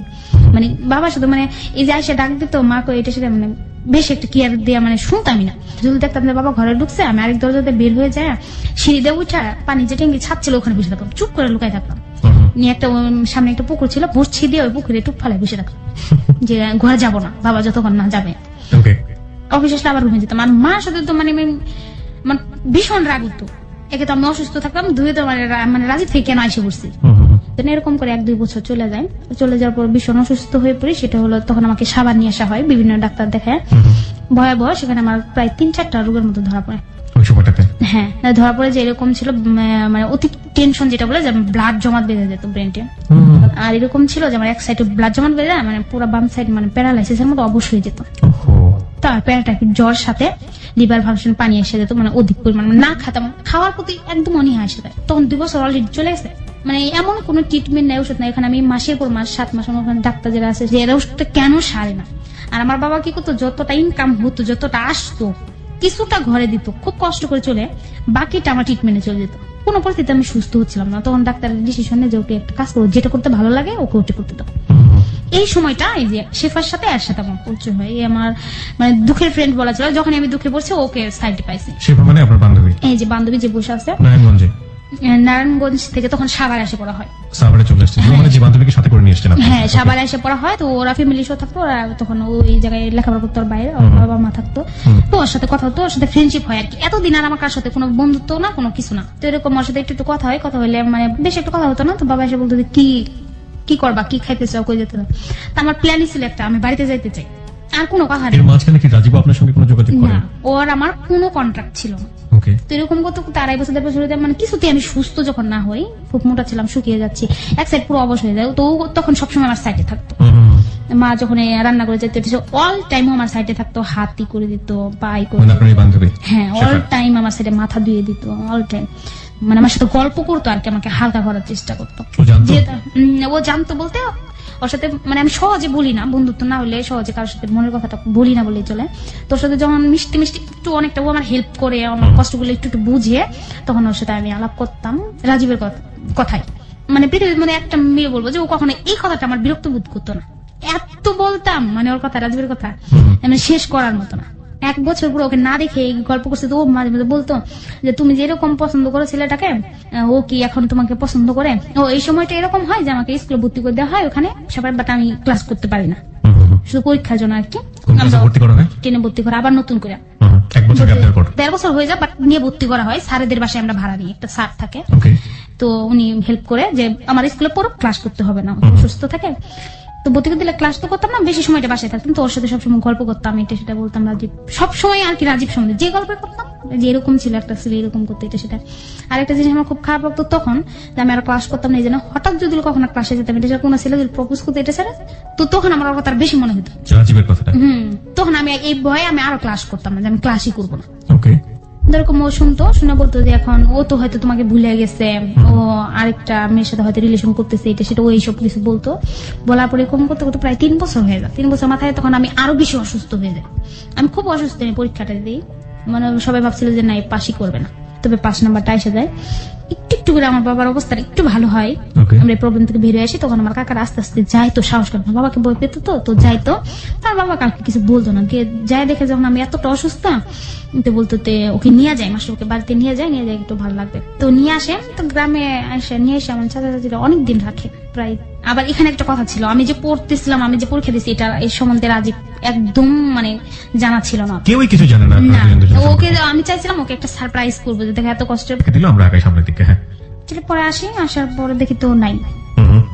সো কাকে কি বলা, তো নাই, আমাকে গ্রামের বাড়িতে যাইতে দেয় না, তবু আমি জোর করে যাই আর কি। যাই, আমার এক ফ্রেন্ড ভাগ্নি থাকে, ভাগ্নি ফ্রেন্ড ক্লাসমেট থাকে, মানে ও শুধু জানতো গ্রামে যে আমার পড়ালেখাটা রানিং আছে, তাছাড়া সবাই জানতো যে আমি বসে আছি অসুস্থ, পড়ালেখা হয় না। পরে ওকে বলি, তো বলে ও তো চলে গেছে, তুই চলে যাওয়ার কয়েকদিন পরে ও চলে গেছে, পরীক্ষায় দেয়নি। সেটা শোনার পর ও বলে যে চলে গেলে, ও সপ্তাহে একবার আসে, তো খোঁজটা করে যে তোদের কোনো খোঁজ আছে কিনা, কারোর সাথে কন্ট্যাক্ট আছে কিনা, সবার কাছে ওর যে ফোন আছে, ওর নাম্বারটা সবার কাছে দিয়ে আসতো গ্রামে, যদি কখনো আসে তাহলে ওকে আমার নাম্বারটা দিও। আপনি তো নাম্বার পেয়ে গেলেন খুব ইজিলি? না, ইজি বলতো তখন পাইনি, পরে বলছি তাহলে আমাকে নাম্বারটা দে। তার মানে একটা বিশ্বাস আসলো মনে হচ্ছে যে না, আমি যেরকমটা ছিলাম ও সেমটাই আছে। বাট বললাম তাহলে একটা কাজ কর, নাম্বারটা আমাকে দে। মানে ওরা মানে বিলিভ করতে পারে, ওরা ভাবতেছিল যে আমি মারাই গেছি, কত অসুস্থ ভাবছে তুই মারাই গেছি, তুই কোথা থেকে আসলি? পরে বলছে আমার কাছে নেই, মামারটা নিয়ে, মানে ওর মামার কাছটা, যে ওর কাছ থেকে, ওর ভালো ফ্রেন্ড, ওর কাছ থেকে তুই ওর নাম্বার নিয়ে। পরে নাম্বারটা নিয়ে ওখানে থাকি 13-14 দিন। তখন আমার একটা আসে যে আমি এখন ঢাকা চলে যাবো, কারণ ওই বাসা থেকে ফোন করা অসম্ভব, আমার কাকাকে তো খুব করালো মানুষ, অসম্ভব। 13-14 দিন থেকে আমি বলছি আমার ভালো লাগতেছে, আমি এখন ঢাকা যাবো। তো ওরা বেশি জোর করতো না, ভাবতো যেহেতু ডাক্তার বলছে যে ও যেটা চাই করুক, তোরা আমাকে ঢাকা নিয়ে এসে বলো ওর সাথে বলি, যে শেফার সাথে বলি যে এরকম আমি রাজীবের নাম্বারটা পাইছি, সোমকে ফোন দেবো না দেবো না। তো বলতেছে তুমি 3 বছর ধরে একা একা পেশার পর এখন নাম্বার পাইছো, এখন ফোন দিবা না, এটা কোন কথা? এটা আমি ভয় পাইতেছিলাম যে যদি অন্য কিছু বলে, ভয়ের কিছু নাই, দাও, হয়তো না কবো, হয়তো হকবো। ওর ফ্রেন্ডকে ফোন দিই, ফোন দিয়ে বলি যে হ্যালো। ফ্রেন্ডের নাম্বার কিভাবে পেলেন আপনি? ওই যে ওর ভাগ্নির কাছ থেকে বা গ্রামে থেকে নিয়ে আসলাম। না, এটা তো ওর নাম্বার না, ওর ভাগ্নি ওর মামার নাম্বারটা দিচ্ছে। আমি ঠিক বুঝতে পারিনি নাম্বারটা আসলে কার ছিল। নাম্বারটা ছিল রাজীবের এক ফ্রেন্ডের। ওকে, তাহলে ফ্রেন্ডই ধরবে স্বাভাবিকভাবেই। ও মেয়েটাও ফ্রেন্ড ছিল, ও ফ্রেন্ড ছিল, ও দিচ্ছে একজনের নাম্বার, মানে মেয়ে ফ্রেন্ডটা দিছে, ওর নিজের নাম্বার নাই, অন্য কারো নাম্বার আছে, মানে ওর কাছে ছিল না, মানে রাখে নাই। ওকে, ওকে ফোন দিই, ওর রাজীব ফ্রেন্ডকে ছিল রূপন, ওকে ফোন দিয়ে বলি, পরিচয় দেওয়ার পর তো ওরা চিনতেই পারে না, নাম শুনে তো একদম আধা মানে কান্না হয়ে যায়, তুমি এতদিন পর কোথা থেকে ফোন দিছো, তোমার জন্য এরকম রাজীব প্রত্যেক দিন নিয়ে যায়, মানে প্রত্যেক সপ্তাহে ও একবার গ্রামে যেত, যে আমার খোঁজ করতো যে আমি আসি কিনা, বেঁচে আসছি কিনা। অনেকে বলতো যে হয়তো মারা গেছে, বিয়ে দিয়ে দিচ্ছে, মানে আমার ফ্যামিলির সবাই বলতো বিয়ে দিয়ে দিচ্ছে। ও বলছে বিয়ে হোক সমস্যা নেই, বাট আমি ওকে দেখতাম, একবার কথা বলতাম, কেউ মানে কন্ট্যাক্ট নাম্বার থাকলে কেউ দিত না, মানে অ্যাকচুয়ালি আলাদা করে দিছে ফ্যামিলি থেকে এটা। ওকে, পরে এরকম ফ্রেন্ডে ফোন দেওয়ার পর আমার কথা শোনা মাত্র দাঁড়াও আগে রাজীবের নাম্বার নাও, পরে রাজীবের নাম্বারটা আমাকে দেয় মেসেজ করে। দেওয়ার পর আমি বলি যে আচ্ছা ভাইয়া আপনি ওকে বললেন না, আমি ওকে ফোন দেবো, বাট আমার ফোনটা কাটতে ও ফোন দিয়ে ওকে বলে দেয় যে বলে দে জানসকে ফোন দিয়েছিল কে মিত, ও মানে ওয়েট করতেছিল ফোনটা নিয়ে আমি ফোন দেবো। পরে আমি ফোন দিল, ও সেই সময়টা আমার নারায়ণগঞ্জ ছিল, সে ড্রাইভ করতো তখন। পরে থাকার ড্রাইভার ছিল, হ্যাঁ সে ওই একটা স্ট্রিক ছিল, ও তখনই পড়াটা বাদ দিয়ে চলে আসে ঢাকায়। আমার এটা জানা ছিল পড়াশোনা করেনি না, ও পরীক্ষা না দিয়ে চলে আসছিল। ও জানে যে আমিও পড়ালেখা করি না, সেই জন্য হয়তো ও না চলে আসছিল, যার পড়ালেখা করে আর কি হবে চলে আসে রাগ করে। পরে এক ফোন দেওয়ার পর বলে মানে সব পরিচয় দিয়ে যে আপনি বলি এটা সেটা সব বলে, হ্যাঁ ও সব কথায় বলে হ্যাঁ ছিল, বলেন আপনার নাম কি, মানে তাও শুনবে আমার মুখ থেকে আমার নামটা। তা আমি বলি না, আমি বলি তার নাম বলেন। ও বলেন, প্রায় ঘন্টা খানিকের মতো কথা হয়। সবকিছু বলার পর বলে আচ্ছা আমি আপনাকে চিনতে পারছি, তবু আপনার মুখ দিয়ে আপনার নামটা একবার বলেন। পরে আমি আমার নামটা বলি, বলার পর তো মানে ইচ্ছা রকম বকা দেয়, যত প্রকার বকা আছে দুনিয়াতে। পর বকা টকা দিয়ে ফোনটা একদম বন্ধ করবি না, মানে তুই করে বন্ধ করবি না, খোলা রাখ, আমি এখনই আবার ফোন দিতেছি। তো গাড়ি থামে, আবার রিচার্জ করে বেশি করে আমার সাথে প্রায় দেড় ঘন্টা মতো কথা, আবার ফোন দিয়া ইচ্ছা রকম বকে, আবার এই বকতে থাকে। তো এখন ও শুনে হাসে, শেফা বান্ধবী শুনে হাসে যে তুই বললি এত ভালোবাসি এটা সেটা, তো 3 বছর পর ফোন দিতে তোর বকাই খেতেছিস।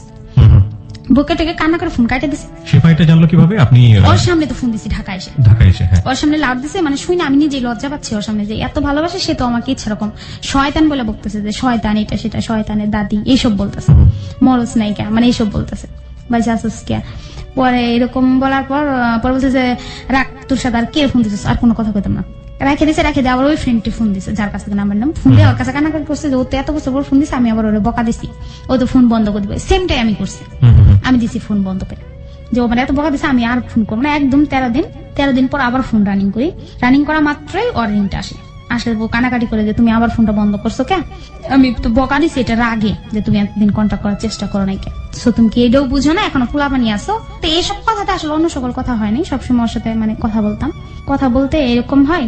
তখন মানে যেখানে থাকি আর কি, ওখানে আশেপাশে একটা ছেলে থাকে, মানে আগে থেকে অনেক চয়েস করে, যতদিন ধরে আমরা ওই বাসায় ভাড়া গেছি, মানে ছেলেটার ফ্যামিলির পক্ষ থেকে এরকম আমাদের বাসায় একটা প্রস্তাব আসে, কিন্তু আমার বাবা মা ফ্যামিলি অলরেডি জানে যে ওর সাথে আমার কোনো যোগাযোগ নাই। গ্রামে একটা কথা থাকে না যে বেশি অসুস্থ থাকে ওকে বিয়ে দিয়ে দাও ভালো হয়ে যাবে, এরকম একটা কথা রটে। তো বলে আচ্ছা ওকে বিয়ে দিয়ে মানে কাবিনটা করে এরকম ঘরে রেখে দিয়ে লেখাপড়া করো, যদি তবুও ভালো থাকে। তো তখন তো ওর সাথে আমার অলরেডি 1 মাস হয়ে গেছে, যোগাযোগ হয়েছে, সবকিছু ঠিকঠাক করে ফেলছে বাবা মারা। গ্রামে নিবে না কেন, গ্রামে নিলে এই আমার এই ব্যাড রেকর্ড সম্বন্ধে সবাই জানে, মানে আমার নামে কেউ জিজ্ঞাসা বলে দিবে না, মানে এটা গোপন রেখে আর কি করবে, এবং কি অসুস্থটাও এটাও গোপন রাখবে আমার ফ্যামিলি থেকে। আচ্ছা আমরা জানবো যে ঠিক আছে আপনার বিয়ের প্রস্তাব আসতেছে, সেখানে আপনি কিভাবে ফেস করলেন সেটা আমরা জানবো। তবে তার আগে আমাদেরকে একটু বলেন তো যে রাজীবের সাথে যখন আপনার এই জানাজানিটা হলো তখন কি আপনি রাজীবকে আগের মতোই পেয়েছেন, মানে আপনাদের ভালোবাসাটা কি কন্টিনিউ করলো নাকি কোনো পরিবর্তন পেলেন?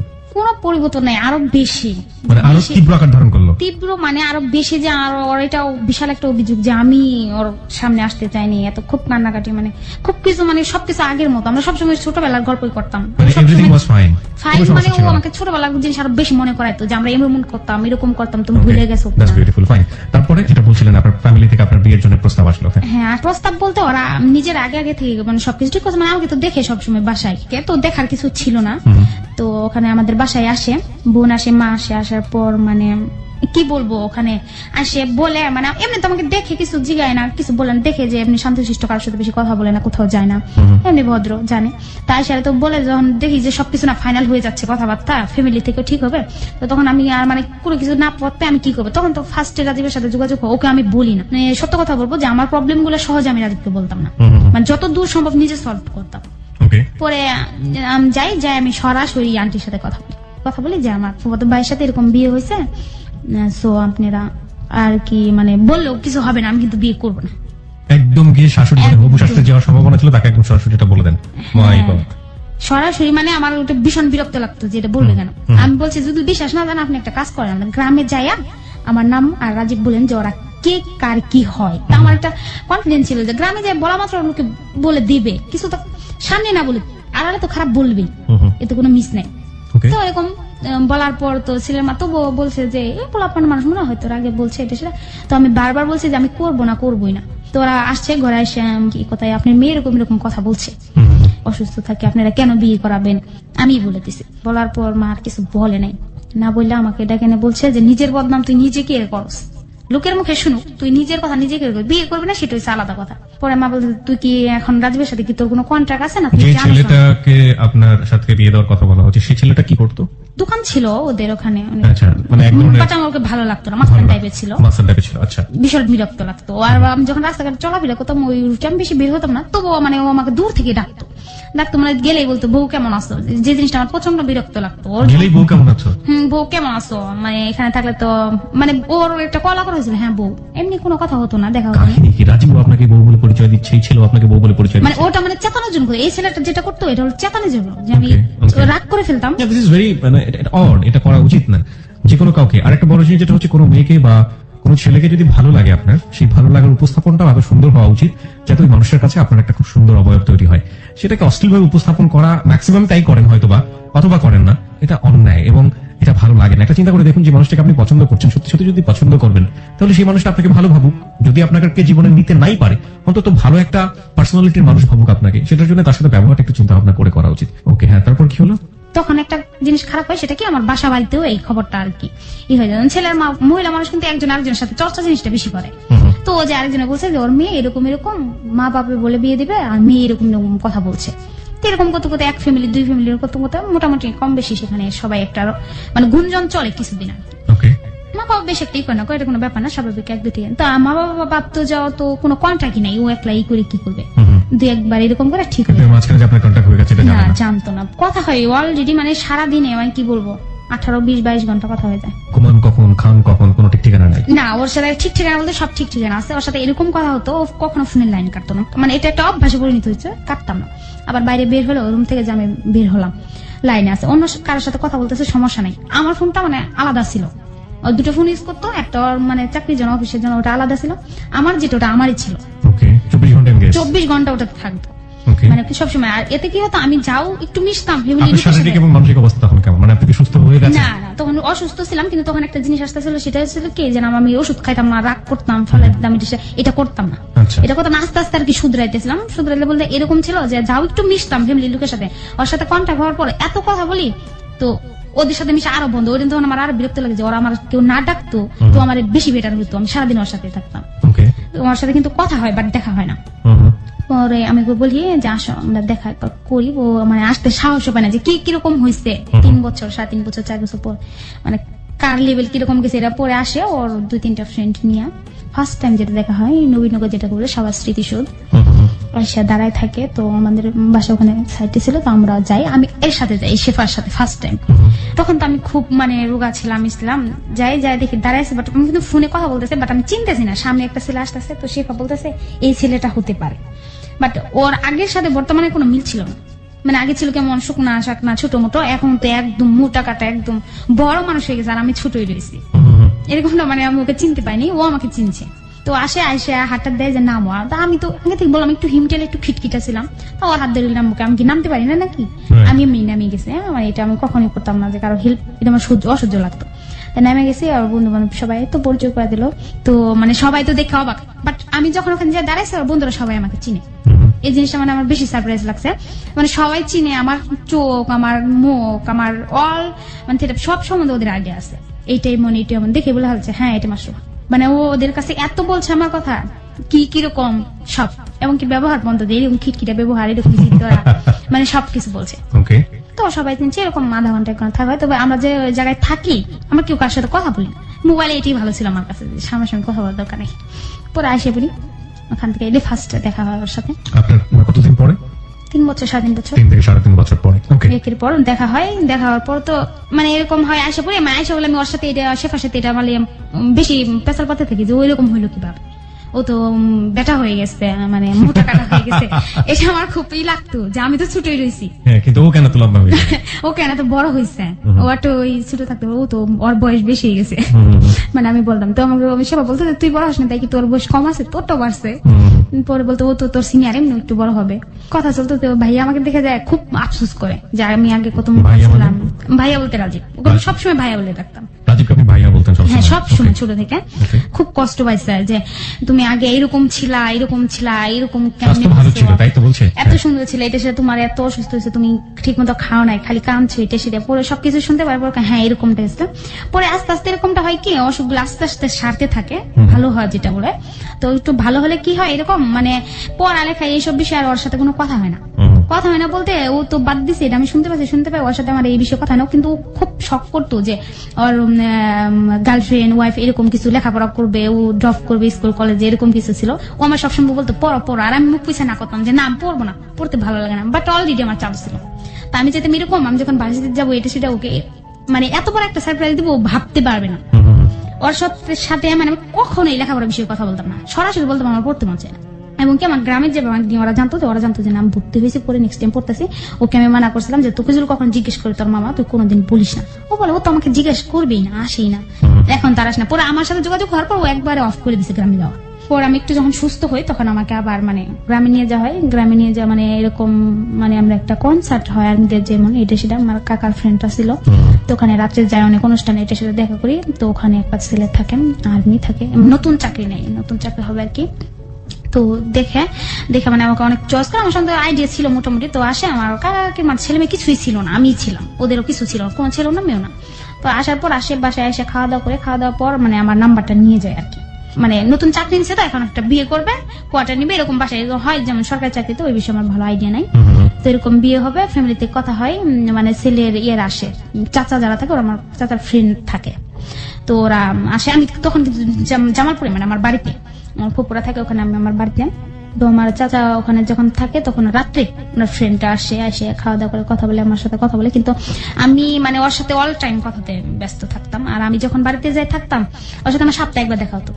যত কাজ থাক যেখানে থাক ও মানে গাড়ি নিয়ে একদম সব ছাড়ে দেওয়ার, বাইক নিয়ে মানে একদম চলে যেত, আমি যেখানে থাকি সপ্তাহে হাজির। ওকে বলি নাই যে এরকম আমার প্রবলেম হচ্ছে, কিংবা এর আগেও আমি একটা করছি, এটা ওকে বলি নাই। বলার পরে যখন ওরা আসছে ছেলেপক্ষ মানে কথাটা বলে গেছে যে হবে কালকে আসবে, এরকম পছন্দ হয়েছে। মানে সবারই একটা কথা থাকে যে আমি তো ছোট, তো আমার ফ্যামিলি থেকে এরকম কথা থাকে, হ্যাঁ বিয়েটা হোক সমস্যা নেই, কিন্তু লেখাপড়া করবে। তবে এই বিষয়ে ওদের কোনো আবদার থাকে না, মানে সবাই এটা ভাবে যে একটা মেয়ে চায় কি হবো কিছু, ওর তো যা থাকে এমনিতে দিবে, আর কারো চাচাদেরও নাই, তো কোনো আবদার না। তো ছেলেরা বলছে আচ্ছা আমি শুধু মেয়ে চাই, মেয়েটা অনেক পছন্দ হয়েছে, আমার কথা বলে আর কি, যে মেয়ে চাই, এঙ্গেজমেন্ট করা থাকবে, সমস্যা নেই, লেখাপড়া করুক, বড় হলি আমরা উঠিয়ে নিব। কিন্তু আমার ফ্যামিলির আবার একটা জিনিস খারাপ দিক ছিল, সেটা মানে আমি যত দুষ্টুমি করতাম তো আমি তো লাজুকটা হয়ে যায়, ওরা আমার কথার মানে কোনো দাম দিত না। যে ওরা একটা ডিসিশন নিচ্ছে ওটা করতে হবে বাধ্যতামূলক, যে তোমাকে করতেই হবে, আমার কথা কোনো মূল্য ছিল না। আর আমার কথা কি মূল্য দিবে জানে, আমার জিগাইলে আমি বলবো যে রাজীব, এই জন্য আমার জিগাইতো না। মানে এরকম খবর আছে যে না ওরা কালকে আসবে, যে একদম এঙ্গেজমেন্ট করতে যাবে, এরকম কাবিন টাবিন হয়ে যাবে। তাহলে আসলে এখন আমি কি করবো, মানে আমার করার কিছু ছিল না। ফ্যামিলিকে জানিয়েছে ব্যাপারে? হ্যাঁ জানিস, এবং আসবে, ওরা আসবে, এটা খবর হয়েছে, আসবে। এবং আমি আমাকে একটু শুনছি, আমাকে ক্লিয়ার বলেন। তো বলার পর তখন আমি ভাইয়াকে ফোন দিয়ে এমনি ওর সাথে নর্মালি কথা বলি, আমি ওর সাথে এইসব কোনো ব্যাপারে কথা বলি না, কথা বলি যে তুমি কোন জায়গায়, এটা সেটা। তো তখন চট্টগ্রাম ছিল, তো তখন আমি ভাবতেছি ড্রাইভ আছে, তো ওকে এত বড় খারাপ খবরটা দেওয়া ঠিক হবে না, কোন অ্যাক্সিডেন্ট হতে পারে, তো মানে এই জিনিসটা মানে বেশি টেনশন হতো ওর বিষয়ে, তো বলবো না বলে এখন আমি করবো কি। আমি সকালে উঠে যখন পরে শুনি কি কনফার্ম যে আসবে, হয়ে যাবে, এখন আর কেউ মানে বাঁচাতে পারবে না এখানে, মানে আসলেই কাবিনও হয়ে যাবে, এনগেজমেন্ট একসাথে সবকিছু হ্যাঁ হয়ে যাবে, মানে এটা করে রেখে দিব, পরে বিয়ের আলাপ পরে। ওকে, না কাবিন হয়ে যাওয়াটাই বিয়ে, আলটিমেটলি অনুষ্ঠানটা পরে, হ্যাঁ এটা পরে হবে আমার বড় হওয়ার সাথে আর কি, লেখাপড়ার সাথে। তো আইসা হয়ে যাবে, এরকম হওয়ার পর মানে আমি কি করবো, সারা রাত আমি ঘুমাইনি। কাল সকালে তো আমার মানে বাঁচা নাই বলতে, এখন আমার এখান থেকে কোনো উপায় নাই। আর তাছাড়া আমি একলা কিছু চিনি না যে কোথাও যাবো। তো না ভাই আমাদের বাসা আবার বললাম সদরেই ছিল, ওখান থেকে রেল স্টেশন যেতে বেশি সময় লাগে না। তো আমি সকালে উঠে একটা কাজ করবো খুব ভোরে, যেটা কম্পিউটার বলে, আসা আজানের পর তো আমি ভোরে উঠা কাউকে না, যে আমার যে মেয়ে আমি কখনো বললাম না, কখনো বাজারে যায় কিভাবে একটা ডিম কিনতে হয় সেটা আমি জানি না। তো আমি ওখান থেকে উঠে আমার গায়ের যে ড্রেসটা থাকে ওইটা পরে আমি বরাবর আইসে বিনা টিকিটে আমি ট্রেনে উঠে যাই। কোথায় ওঠেন? জামালপুর থেকে, জানি না কোথার উদ্দেশ্যে, বাট আমি ট্রেনে উঠে যাই। আমি বুঝলাম না ঠিক, আপনি এটা বুঝতে পারছেন যে আপনি বাড়ি থেকে এসকেপ করছেন, পালাচ্ছেন, কোথায় যাচ্ছেন কোনো কিছু জানেন না, কোনো আইডিয়া নাই। আপনি রাজীবকেও এটা জানেন নাই? না। প্ল্যানটা কি ছিল এই মুহূর্তে? প্ল্যানটা ছিল যে আমি এখন এখান থেকে চলে যাবো, 2-3 ঘন্টা যেখানে হোক থাকবো, পরে ওরা এসে যখন দেখবে যে নাই এটা সেটা খোঁজাখুঁজি করবে, পাবে না, একলাই জিনিসটা খারাপ হোক, বাট ওটা আমার জন্য পরে খারাপ হবে, বাট বর্তমানে সময়টা তো ঠিক হয়ে যাবে। আর আমি এটাও চাচ্ছিলাম না যে কোনো প্রকার আমি এই টাইমে রাজবীর কাছে যাই। আমি না, আমার এটা ভালো লাগতো না যে এখনই কেন যাও, আর অনেক সময় আছে, আমরা এখন ছোট ছোট। মানে আপনার মনে হচ্ছিল যে আমাদের বিয়েটা তো আরো পরে হওয়া উচিত। আরো পরে মানে আমি অলরেডি সবসময় ধরে রাখছি আরো 10-12 বছর যাক, মানে এত ছোট ছোট কেন। তার মানে আপনি চাচ্ছেন যে এই সময়টাকে যে কোনো ভাবে বাড়ির বাইরে কাটাবেন, পরে ফিরে আসলে তো আলটিমেটলি ওরা বাড়িতে থাকবে না, তখন কারণ থেকে কিছু হবে না, কি আর এটাকে করবে, manage একদম করবেন। মারটরে দিবে, ভকা জকা দিবে। তো আপনি তখন কি করলেন? তো আমি অলরেডি কটার সময় বাসা থেকে বের হলেন? আজানের পর পর আজানের পর পর বের হয়ে আমি সরাসরি ট্রেনে উঠে চলে আসছি। ট্রেনে কোথায় আসলেন? ট্রেনে উঠে গেছে আর কি, আসে চলে আসে না, ট্রেনে উঠে গেছে। ওরা যে আসতেছিলাম তো আমার টিটি আঙ্কেল আমার কাকাদের সাথে পরিচিত ছিল, ফ্রেন্ড ছিল না, ফ্রেন্ড আমাকে দেখে চিন্তা করছে, সবসময় আসা যাও করি কাকা ফ্যামিলির সাথে। তো আমার বলতেছে মামুনি তুমি কোথায় যাতে, তুমি 1 লাখ না। তো আমি তোকে দেখে খুব লজ্জা পাইছি, দেখুন যদি বলে দেয় ফোন করে তো অবস্থা খারাপ হয়ে যাবে। Okay. তারপরে বললো যে তুমি একা আসছো কেন, তো আমি কিছু বলি নাই, হয়তো উনি বুঝতে পারছে যে রাগ টাগ করছে। তো ওনাদের একটা সিট থাকে বসে, আমি চুপচাপ বসে থাকি, আমাকে কিছু বলে না। বসে থাকার পর তো আমি রাজীবকে ফোন দিচ্ছিলাম, দিয়ে বলছে যে রাজীব একটা ঘটনা হয়েছে কি, তুমি কই, মানে ট্রেনের শব্দ পাতেছে, বলছি আচ্ছা তুমি কোথায়। আমি বলতেছি যে আমি বাসা থেকে আসে বলছি মানে কোথায়। পরে বলছি ওখানে আইসে বলছি যে এরকম এরকম ছেলেরা এরকম কথা বলছে, সো এটা তো আমি এখন বলছে তুমি তো আমাকে বলো না, আমি ভেঙে দিতাম বিয়েটা। বলে গেছে তুমি ভেঙে দিবা, এটা তো জানতাম, আমি তো এখন ভেঙে দিছি, এখন আমি আইসা বলছি ট্রেনে। এখন তো ও ভয় পেয়ে গেছে, কারণ আমি কিছু চিনি না, আমি কখনো একলা যাইনি, যে তুমি কোথায় যাবা, ও তো চট্টগ্রাম আসতে পারবে না। ও তো আমাকে ইচ্ছে রকম বকছে যে তুমি আমাকে না জানাই বলছো কেন, আমি তোমাকে নিয়ে আসতাম, আমি কোনো ফ্রেন্ডকে পাঠাইতাম, তুমি আমাকে না জানাই কেন আসছো। পরে যখন আমি ট্রেনে আসছি তো ওর বন্ধুদের ফোন করে বলছে যে এরকম এরকম আসতো, তোরা একটা কাজ কর, তোরা ওরা একটু নিয়ে আয়, নিয়ে মানে কোথায় নামবা আমি সেটাও জানি। তো আমাকে বকছে, তো আমার আরো কষ্ট লাগছে যে আমি তোর জন্যই তো এটা করতেছি, আর তুই আমাকে বকা দিলি, মানে মনে মনে বলতেছি না আমি ফোন বন্ধ করতেছি। বন্ধ করতে কিন্তু আমি খুব ভয় পেতেছি যে আমি বন্ধ করতেছি, আবার তো আমি চিনিও না কিছু। 5 মিনিট পর আবার চালু করছে, করার পর বলছে আবার ফোন বন্ধ করছো কেন। বকছি সরি, যা করছো ভালো করছো, এটা তো করতেই হতো, আজ না করি কাল আমি করতাম, একদিন করলেই হলো। পরে আর বন্ধুদের বলে যে তুমি জয়দেবপুর যায় নামো, ওখান থেকে আমার ফ্রেন্ড আছে, ওরা তোমাকে নিয়ে যাবে। তো ওরা জয়দেবপুর দাঁড়িয়েছে, বারবার ফোন দিতেছিল যে ভাবি আপনি চিন্তা করেন না, আমরা কিন্তু জয়দেবপুরে আছে, আপনি জয়দেবপুর বলে আপনি ওখানে নামে যান শুধু, পর বাকি সব আমরা দেখতেছি। জয়দেবপুরে আসে নামি ট্রেনটা থেকে, নামার পর এরকমটা হয়, আমি পিছিয়ে ঘুরে তাকাই তাকে দেখতেছিলাম যে ওরা কোথাও আছে, হ্যাঁ আছে, ওরা 2-3 জন আসছে। পিছন থেকে আমার ফুপু আমার হাতটা থাপড়ানো থাকে। তার মানে আমি যখন উঠছি আমার পিছে আমার ফুপু ট্রেনের বুকিতে উঠছে, বাট গাড়ির ভিতরে কিছু বলে নাই। আচ্ছা, মানে ফলো করছিল আপনি কোথায় যান? ফলো বলতে কি, এখন আমাকে ধরে নিয়ে নামাই যেতে পারতো, বাট আমি যদি না যেতে চাই তাহলে মানুষ দেখবে, সেজন্য সে কিছু না, সে চুপচাপ বসেছিল যে দেখি কোন পর্যন্ত নামি, ও জানে মাছ থেকে হাঁটতে দূরে চল। আমি তো দেখে ভয় আর সে যে আমি যাদের উপর পলাইছি ওরা তো আমার সাথেই আছে। পরে নিয়ে ফোনটা অফ করে দেয়, ছোট আমার বড় ফুপুর বাসা আছে, ওখানে নিয়ে যায়। তো ফার্স্ট যেদিন ধুলাই যেটা বলে মায়ের জীবনে, মানে যখন না খাই মারটা বলতে মার যেমন অপমানটা, ফুপুই একটা চর মারে, বিশাল একটা অপমান করে আমাকে, বিশাল, যেটা অপমান বলতে ওরা তো অপমান হয়েছে সেই বিষয়ে বিশাল একটা অপমান করে আমাকে। সেদিন মার ধরতে পারে যে রাজীবের সাথে আমার কন্ট্যাক্ট আছে, মানে এটা একদম পুরো গ্রামে একদম ছড়িয়ে যায় না যে রাজীবের জন্য আপনি ঘর থেকে বের হয়ে গেছি, ঢাকা ওর জন্য এটা করছে, মানে এটা তখন আর কি প্রকাশ হয়ে সবকিছু প্রকাশ হয়ে গেল যে ঢাকা ওইটা করছো তুমি, যে গ্রাম থেকে যাচ্ছ, কারণ এটাই পুরো ওই জায়গায় মানুষের বাসা, মেয়ের বাসা, কিছু বলার হয়ে চুপচাপ করে ফিরে দিন এসে। বাট ওরা আমাকে ফোনের পর ফোন দিচ্ছিল, ফোনের পর আমার ফুপু রিসিভ করে অনেক কথা বলছে, কি বলছে সে সম্বন্ধে আমার আইডিয়া নেই। বরাবর আবার জামালপুর নিয়ে যায়, বাসায় নিয়ে যায়, আমার কাকা মানে ইচ্ছে রকম বুঝায়, যেটা বলে বকা জকা, যেটা বলে যেত প্রকার টর্চার করা যায় আর কি। ফোন তো নিয়েই নেই। টর্চার মানে কি ধরনের torture, physical or mental? Mental মানে দুটাই, কোথাও যেতে দিত না আমাকে। আচ্ছা, মানে যেখানে যেতাম অল টাইম বডিগার্ডের মতো আমার সাথে 2 জন থাকতো। তো ঘরের ভিতরে বন্দি বলা চলে, না ফোন, না কারোর সাথে কথা, না কারোর সাথে মিশা। আর মানে 3 বেলা মানে অধিক পরিমাণ, মানে যেভাবে বলা যায় কি, হাতে মারা চাইতে একটা কথা আছে যে দাঁতে মারা, অল টাইম বলতো, মানে আমি যেগুলো সহ্য না করতে পারতাম। এত জীবনে জানা শুনছি ওর জন্য, সবসময় আমি কথা শুনতাম, সবসময় কথা শুনতে শুনতে এরকম হয়েছিল, আমার কাকা এরকম বলতো যে কোনো একটা জিনিস তোমায় নিতে হবে, তো ফ্যামিলি এত তো রাজি, যে কোনো একটা তুমি চয়েস করতে পারো, ডিসিশন তোমার। কাকা এটা বলতো? বাবা মা কি বলতো? বাবা মা তো ওরা তো, আমি তো এখানে আসিনি, ওরা তো এখানে কি করতো অশান্তি আমার কোনো আইডিয়া ছিল না। তবে অশান্তি তো হতোই, আমাকে রোজ বকাঝকা করা হতো। হ্যাঁ, যে আমার বাবা মানে এত বিয়ের বয়সে কখনো বকাঝকা করে না, বাট আমার জন্য ওনাকে অনেকবার মারছে, মানে মারধর হতো, বাট আমি এটা শুনতাম বাট দেখি নাই। তো এরকম থাকার পর আমার কাকা এই কথা বলতো যে কোনো একটা নিতে হবে। অ্যাকচুয়ালি তারপর আমি আবার ফোনটা কিনে লুকাই রাখার পর তো আমি ওর সাথে কথা বলতাম, এটা কাকা দেখে ফেলাচ্ছে যে ওর সাথে আমি আবার কথা বলতেছি। এরকম ছিল, মানে রাত্রে এরকম থাকতো, আমাকে আমার যে আলাদা বিছানা ছিল আমার আলাদা থাকতে দিত না, মানে ওদের সাথে মানে কোথাও আমাকে, মানে স্বাধীনতা নেই আপনার, 1 সেকেন্ডের জন্য তুমি কোথাও মানে আলাদা হতে পারবে না। কিন্তু এটা জানি না, এটা লোকের চোখে হয়তো আদর দেখা যায়, মানে কি বলতো, হ্যাঁ অনেক বেশি ভালোবাসে তো, এটা অনেকে হয়তো আজকে এটা শুনলে বিলিভ করতে পারবে না, কিন্তু এটাই বাস্তব যে আমার এতটুকু স্বাধীনতা ছিল আমার। ওই বিয়েটা কি হলো শেষ পর্যন্ত? ওটা তো যে আমি আইসে পড়ছি, ওটা তো সেদিন আর যাইনি, আইসে ওরা চলেই গেছে। আচ্ছা, ভেঙে গেল এবং এসে শুনেই গেল যে এই ধরনের ঘটনা ঘটছে। এরকম মেয়ে চলে গেছে, মেয়ে চলে গেছে, মেয়ে পালায় চলে গেছে। তার এবং মানে গ্রামে কি? তো এটা একটা রীতিমতো ভয়াবহ ঘটনা। ভয়াবহ মানে গ্রামে এটা শুনছে যে আমি রাজীবের সাথেই পালাম, বের হয়ে গেছেন আপনি, রাইট? কিন্তু আমি আর রাজীবের সাথে ছিলাম। এক্স্যাক্টলি, দা রিয়েল সিচুয়েশন তো আমরা জানলাম আলটিমেটলি কি হলো। হ্যাঁ, তারপর? তো এরকম আমার কাকা দেখছে এরকম কথা বলতে, বলার পর উনি আস্তে করে বলে যে তাহলে আমি আর ওর সাথে কথা বলবো না, সিরিয়াসলি কথা বলা বন্ধ করে। বন্ধ এরকম একই ঘরে ছিলাম মাসের পর মাস, উনি আমার সাথে প্রায় 1.5 বছর ফুপুরা, মানে এই একটা ঘটনার পরই করে মানে দেখে মানে অনেক চেষ্টা করে রাজীব থেকে সরানোর, দেখেছে কোনো প্রকার ওদের ছাড়ে দেখ, বাট ওকে ছাড়ি না। সো ওরা নিজেরাই সেভ হয়ে যায় যে ও তো ছাড়বে না, তো তুমি যাইলে আর রাজীবের সাথে একলা যেতে পারো, আমরা কেউ যাবো না ফ্যামিলিতে, মানে ওকে পছন্দ করতো না, যাবো না একলা। তো রাজীব জানতো এই ঘটনাগুলো, তো ও তখন বলতো যে লাগবে না, ওর সাথে কথা বলে চলবে। তো ও তখন এতটা বিভোর ছিল যে ও বুঝতো না আমার ব্যাপারগুলো, যে ফ্যামিলি সবাই এরকম টর্চার করতে চায়। তো বলতো সমস্যা নেই। তো ওই টাইমটা মনে করো ওই আনন্দটা ওর দিক দিয়ে আসতো, যতটা কষ্ট এখান থেকে পাইতাম ওর দিক থেকে আনন্দটা আসতো, সমস্যা ছিল না। তো ওইটা মানাই যেত আর কি। মানাই গেলে মাঝখানে এরকম হয় ওই বাসাতে থাকাকালীনই পরে মানে এটা নিয়ে যখন ভয় ভয় একটা হয়, তো কিছুদিন পর ফোন দিয়ে রাজীব আমাকে বলে কি, আচ্ছা আমাকে মাফ করে দিও, যা হয়েছে হয়েছে, তোমার সাথে আমার ব্রেকআপ করতে হবে। হঠাৎ করে একদিন ফোন দিয়ে বলতেছে, অথচ আমার এত প্রবলেম চলতেছে, আমাকে মানে নজরবন্দি যেটা বলে, আমার কোথাও যাওয়া হচ্ছে না, আমার কোনো স্বাধীন, হ্যাঁ এত আনন্দ এত আদর করে সবাই আমাকে এত টর্চার করতেছে ওর জন্য, বাট ও ফোন করে এটা বলতেছে। তাই বলছে আচ্ছা আমার দুষ্টা বলো মানে তোমার কাকি ফোন দিয়ে আমার মাকে ইচ্ছা রকম বোকা দিচ্ছে, তো এই জন্য আমার মাকে যে বোকা দেবে তার সাথে আমার কোনো সম্পর্ক থাকবে না। তো বলছে আচ্ছা বোকা দিচ্ছে, তোমার মার মনে হয় নাম্বারই জানে না আমার চাচি, তুমি বিশ্বাস না করো, ওর কাছে জানার দরকার নেই, আমার মার চাইতে বড় কিছু না। তো এটা ঠিক আছে, ওর কথা মার চাইতে বড় কিছু না।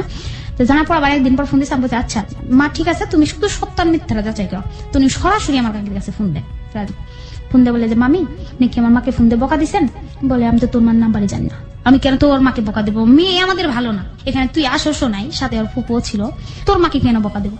পরে ওর মার মোবাইলটা চেক দিয়ে দেখে আসলো ওর মামির নাম্বার বলতে আমার কাকির নাম্বার নাই মার ফোনে, বাড়ির একটা নাম্বার আছে আমার পাড়াপড়শি ফুপু ওরা হয় ওদের নাম্বার। তো ওর মা ওকে মিথ্যা কথা বলে, এই জন্য বলে যে হয়তো ছেলেটা সরে আসো। এই কথা বলার পর ও আর লজ্জায় আমার কাছে ফোন দেয় না, ফোন না দিলে আবার কিছুদিন পর ফোন দিয়ে সরি টরে বলে আবার কথা বলে সব কন্টিনিউ চলতে থাকে। প্রচুর পরিমাণ বিয়াদবি করছি, যেটা হয়তো এইভাবে বলা সম্ভব না, ওই সময়টা বোঝানো সম্ভব না কথায়, প্রচুর পরিমাণ বিয়াদবি করি, এখন বুঝতে পারি।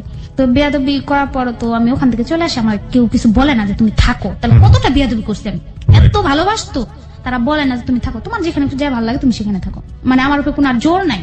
পর আমি চলে আসি। বিয়াদবি করেছিলেন আপনি সেই সময়টাতে? বিয়াদবি বলতে তো কথা ছিল একটা, রাজীবের সাথে কথা বলা যাবে না, আমি বেশি করে বলতাম, মানে পুরো ফ্যামিলির এগেইনস্টে গিয়ে। হ্যাঁ পুরো ফ্যামিলি যেটা না করতে বলা যাবে না, আমি আরো বেশি করে বলতাম, দেখা করা যাবে না, আমি সপ্তাহে যেতাম, সপ্তাহে দেখা করতাম, মানে জোর আমি দেখা করতে যেতাম, হয়তো কেউ দেখতো আয়সা বিচার দিত যে তোর বাস্তিরে অমুক জায়গায় দেখে আসলাম, এটা আমি রহ বিচার আসতো দিনে, আসলে ওরা লজ্জা পেত। তো ওরকম করে আমি ঢাকা এসে বলি, ফার্স্ট আমার কাকা আমাকে পাঠাই দেয় যে ঢাকা চলে যাও, মানে সে আর কথা বলবেই না। পরে আমি ঢাকা আসি, আসার পর অনেকদিন থাকি, 1-1.5 বছর এরকম এইভাবে চলতে থাকে। আর মানে ওই ধাক্কাটা খাওয়ার পর আমার ফ্যামিলি আর বিয়ের সম্বন্ধে কোনো কথা বলে না, মোটামুটি সুস্থ হই, থাকতে থাকি, ওষুধ ট্রিটমেন্ট নিতে থাকি, ওর সাথে এরকম ঘোরাফেরা করতে থাকি, বিভিন্ন জায়গায় বেড়াতে যাই, যেমন পহেলা বৈশাখ ভ্যালেন্টাইন ডে, ইচ্ছা মতো যেটা বলে আর কি,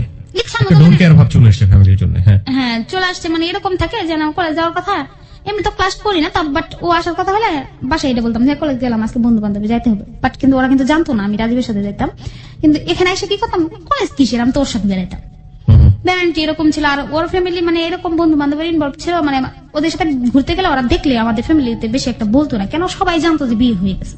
যেরকম করে ঘুরতাম, একদিন ঘুরতে বাইকের পিছিয়ে ছিলাম, এটা আমাদের ওখানে আমার বাবা অফিস থেকে বের হয়ে আমারই জন্য মিষ্টি কেনার জন্য দোকানে গিয়েছিলাম, দেখলে আমরাও আবার মিষ্টি খেয়েছি দোকানে যাই। তো দোকানে যাবো না, আমি যখন বাইকটা থামাই তো দেখি বাবা কিনে বের হচ্ছিল, তো আমি বলি যে বাবা বের হয়েছে, তাড়াতাড়ি টান দাও। তো ট্রাফিক ছিল, টানতে টানতে সে দেখে ফেলে পিছন থেকে আমাকে, হ্যাঁ বাবা দেখে ফেলে, কিছু বলে না। আমি তো বাসায় এসে আসলে সুন্দর করে ডাক দিয়ে নিয়ে জিজ্ঞেস করে, আমার বাবা মিথ্যা কথা প্রচন্ড ঘৃণা করে, সুন্দর করে ডাক দিয়ে বলে যে কোথায় গেছিলা, ডাইরেক্ট না মিথ্যা যেটাকে বলা যায়, সরাসরি বলছে যে রাজীব আসছিল, আমি বলি না।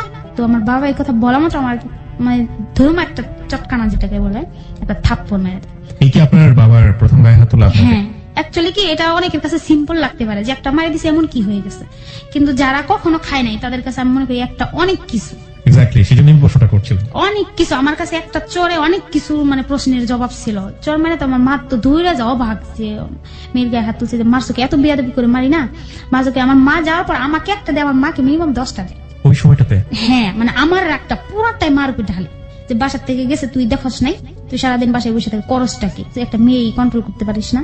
তোমার মেয়ে যদি যে আমি কি করতে পারি, কোথায় যা কি বললা এটাকে আমি জানি, ওর পায়ে একদম সোজা চিকল দিয়ে রাখো, বাড়ির বাইরে বেরোনো নিষেধ। কিন্তু ফ্যামিলি কথা ছিল এটা যে যাই কিছু করো না কেন রাজীবের সাথে যে তোমার মিলাই দেবো এটা তুমি কল্পনাতেও ভাইবা না। যা আর পারো আপনার জায়গাতে আপনিও মানে বলেছেন যে যাই হোক না কেন রাজীবকে আমি নিব, আর ফ্যামিলি বলেছে যাই করো করো না কেন রাজীবকে দিব না, এটাই হচ্ছে দিব না। ফ্যাক্ট। ওকে, দিব না। তো রাজীব যখন বলতো হ্যাঁ ভাইকে দেবো এটার সাথে, আমরা আবার এরকম প্ল্যান করতাম যে আমরা কখনো ভেগে যাব না, আমরা ওয়েট করবো আর পর্যন্ত সময় বুড়া হয়ে যাবো। ফ্যামিলি কোনো একদিন বলবে না যারা বুড়া হয়ে যাচ্ছে যাক এখন ওদের এক করে দিই, তা আমরা এই আশা দিয়ে থাকতাম যে আমরা ভেগেও যাবো না, বিয়েও কোথাও করবো না করে এরকম করে চলছিল। তো বাবা তো এরকম মাকে মারে মারে এরকম দেখার পর মানে আমাকে একটু আরেকটু করা দেওয়া হয়, করা দিলেও যে কোনো শ্রোতাই হোক আমি বাইরে বের হয়ে যেতাম। তো বাসার ওই যে আন্টি ছিল বাড়িয়ালি বুড়ি, তো মার সাথে তো ওই যে বললাম একটা দূরত্ব তৈরি হয়েছিল। তো ওই সময়টা ওই আন্টির সাথে বেশি একটা ক্লোজ ছিলাম।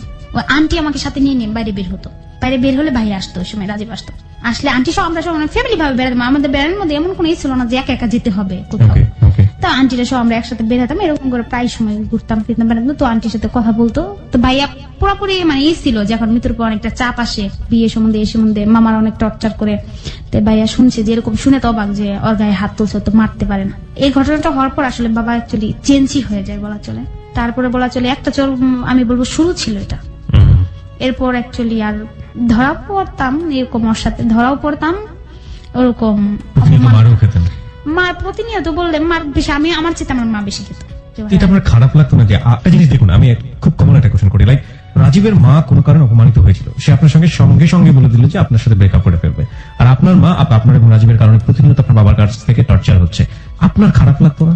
কিছু সময়টা হতো বাবা দেখে আমার একটু লজ্জা আসে যে উনি আমার গায়ে হাত দেয়, এই জিনিসটা আমার মানে আগে লজ্জা পেতাম না, ভয় পেতাম না, ভয়ও আসে লজ্জাও আসে। কিন্তু আমার জন্য আমি মনে করো আমি আর কি কিছু না, মা ডাবল খাইছে, সব সময় কথা শুনছে 3 বেলায়।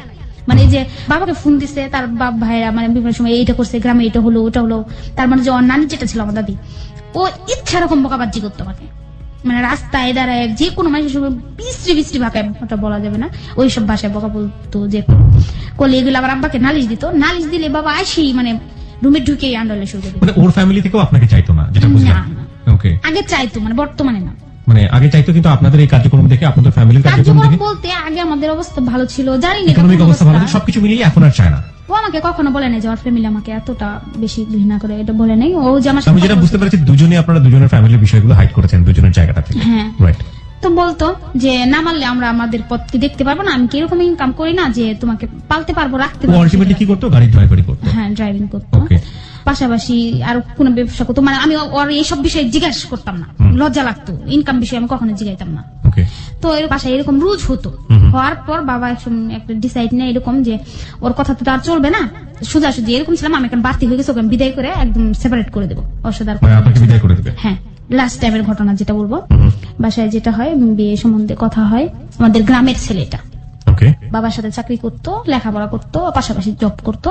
তো বাবার পছন্দ হয় ছেলেটা, তো বাবা বাসায় লোক পাঠায়, জানে যে আমাকে জিগাইলে উল্টাপাল্টা কথা বলুন, সো আমাকে জিগায় না। আচ্ছা, জিগায় না, বাড়িয়ালি আমাদের আন্টি থাকে যে ওনার সাথে সবকিছু কনফার্ম করে এটা সেটা করে হেরা, মানে আমাকে তখন আন্টি আমাকে জানাই, জানাতে বলবো আন্টি আমি এখন কি করবো, আমি তো 2 বার অলরেডি এরকম করছি, ফ্যামিলি তো টিকাটা কত কঠিন। উনি দেখতো যে আমাকে কতটা টর্চার করতো, ফ্যামিলি দেখতো, আমি ওনার কাছে মাঝে মাঝে কানাকাটি করতাম যে বলবো যে আপনি বলেন না কেন আঙ্কেলকে, বলেন এই তো সময় আপনি বলেন, সে যদি এই সময় এসে আপনার পাশে না দাঁড়ায় তাহলে কখন এসে দাঁড়াবে, যদি নাই দাঁড়াইতে পারে তাহলে সমস্যা কি, আপনি সেপারেট হন।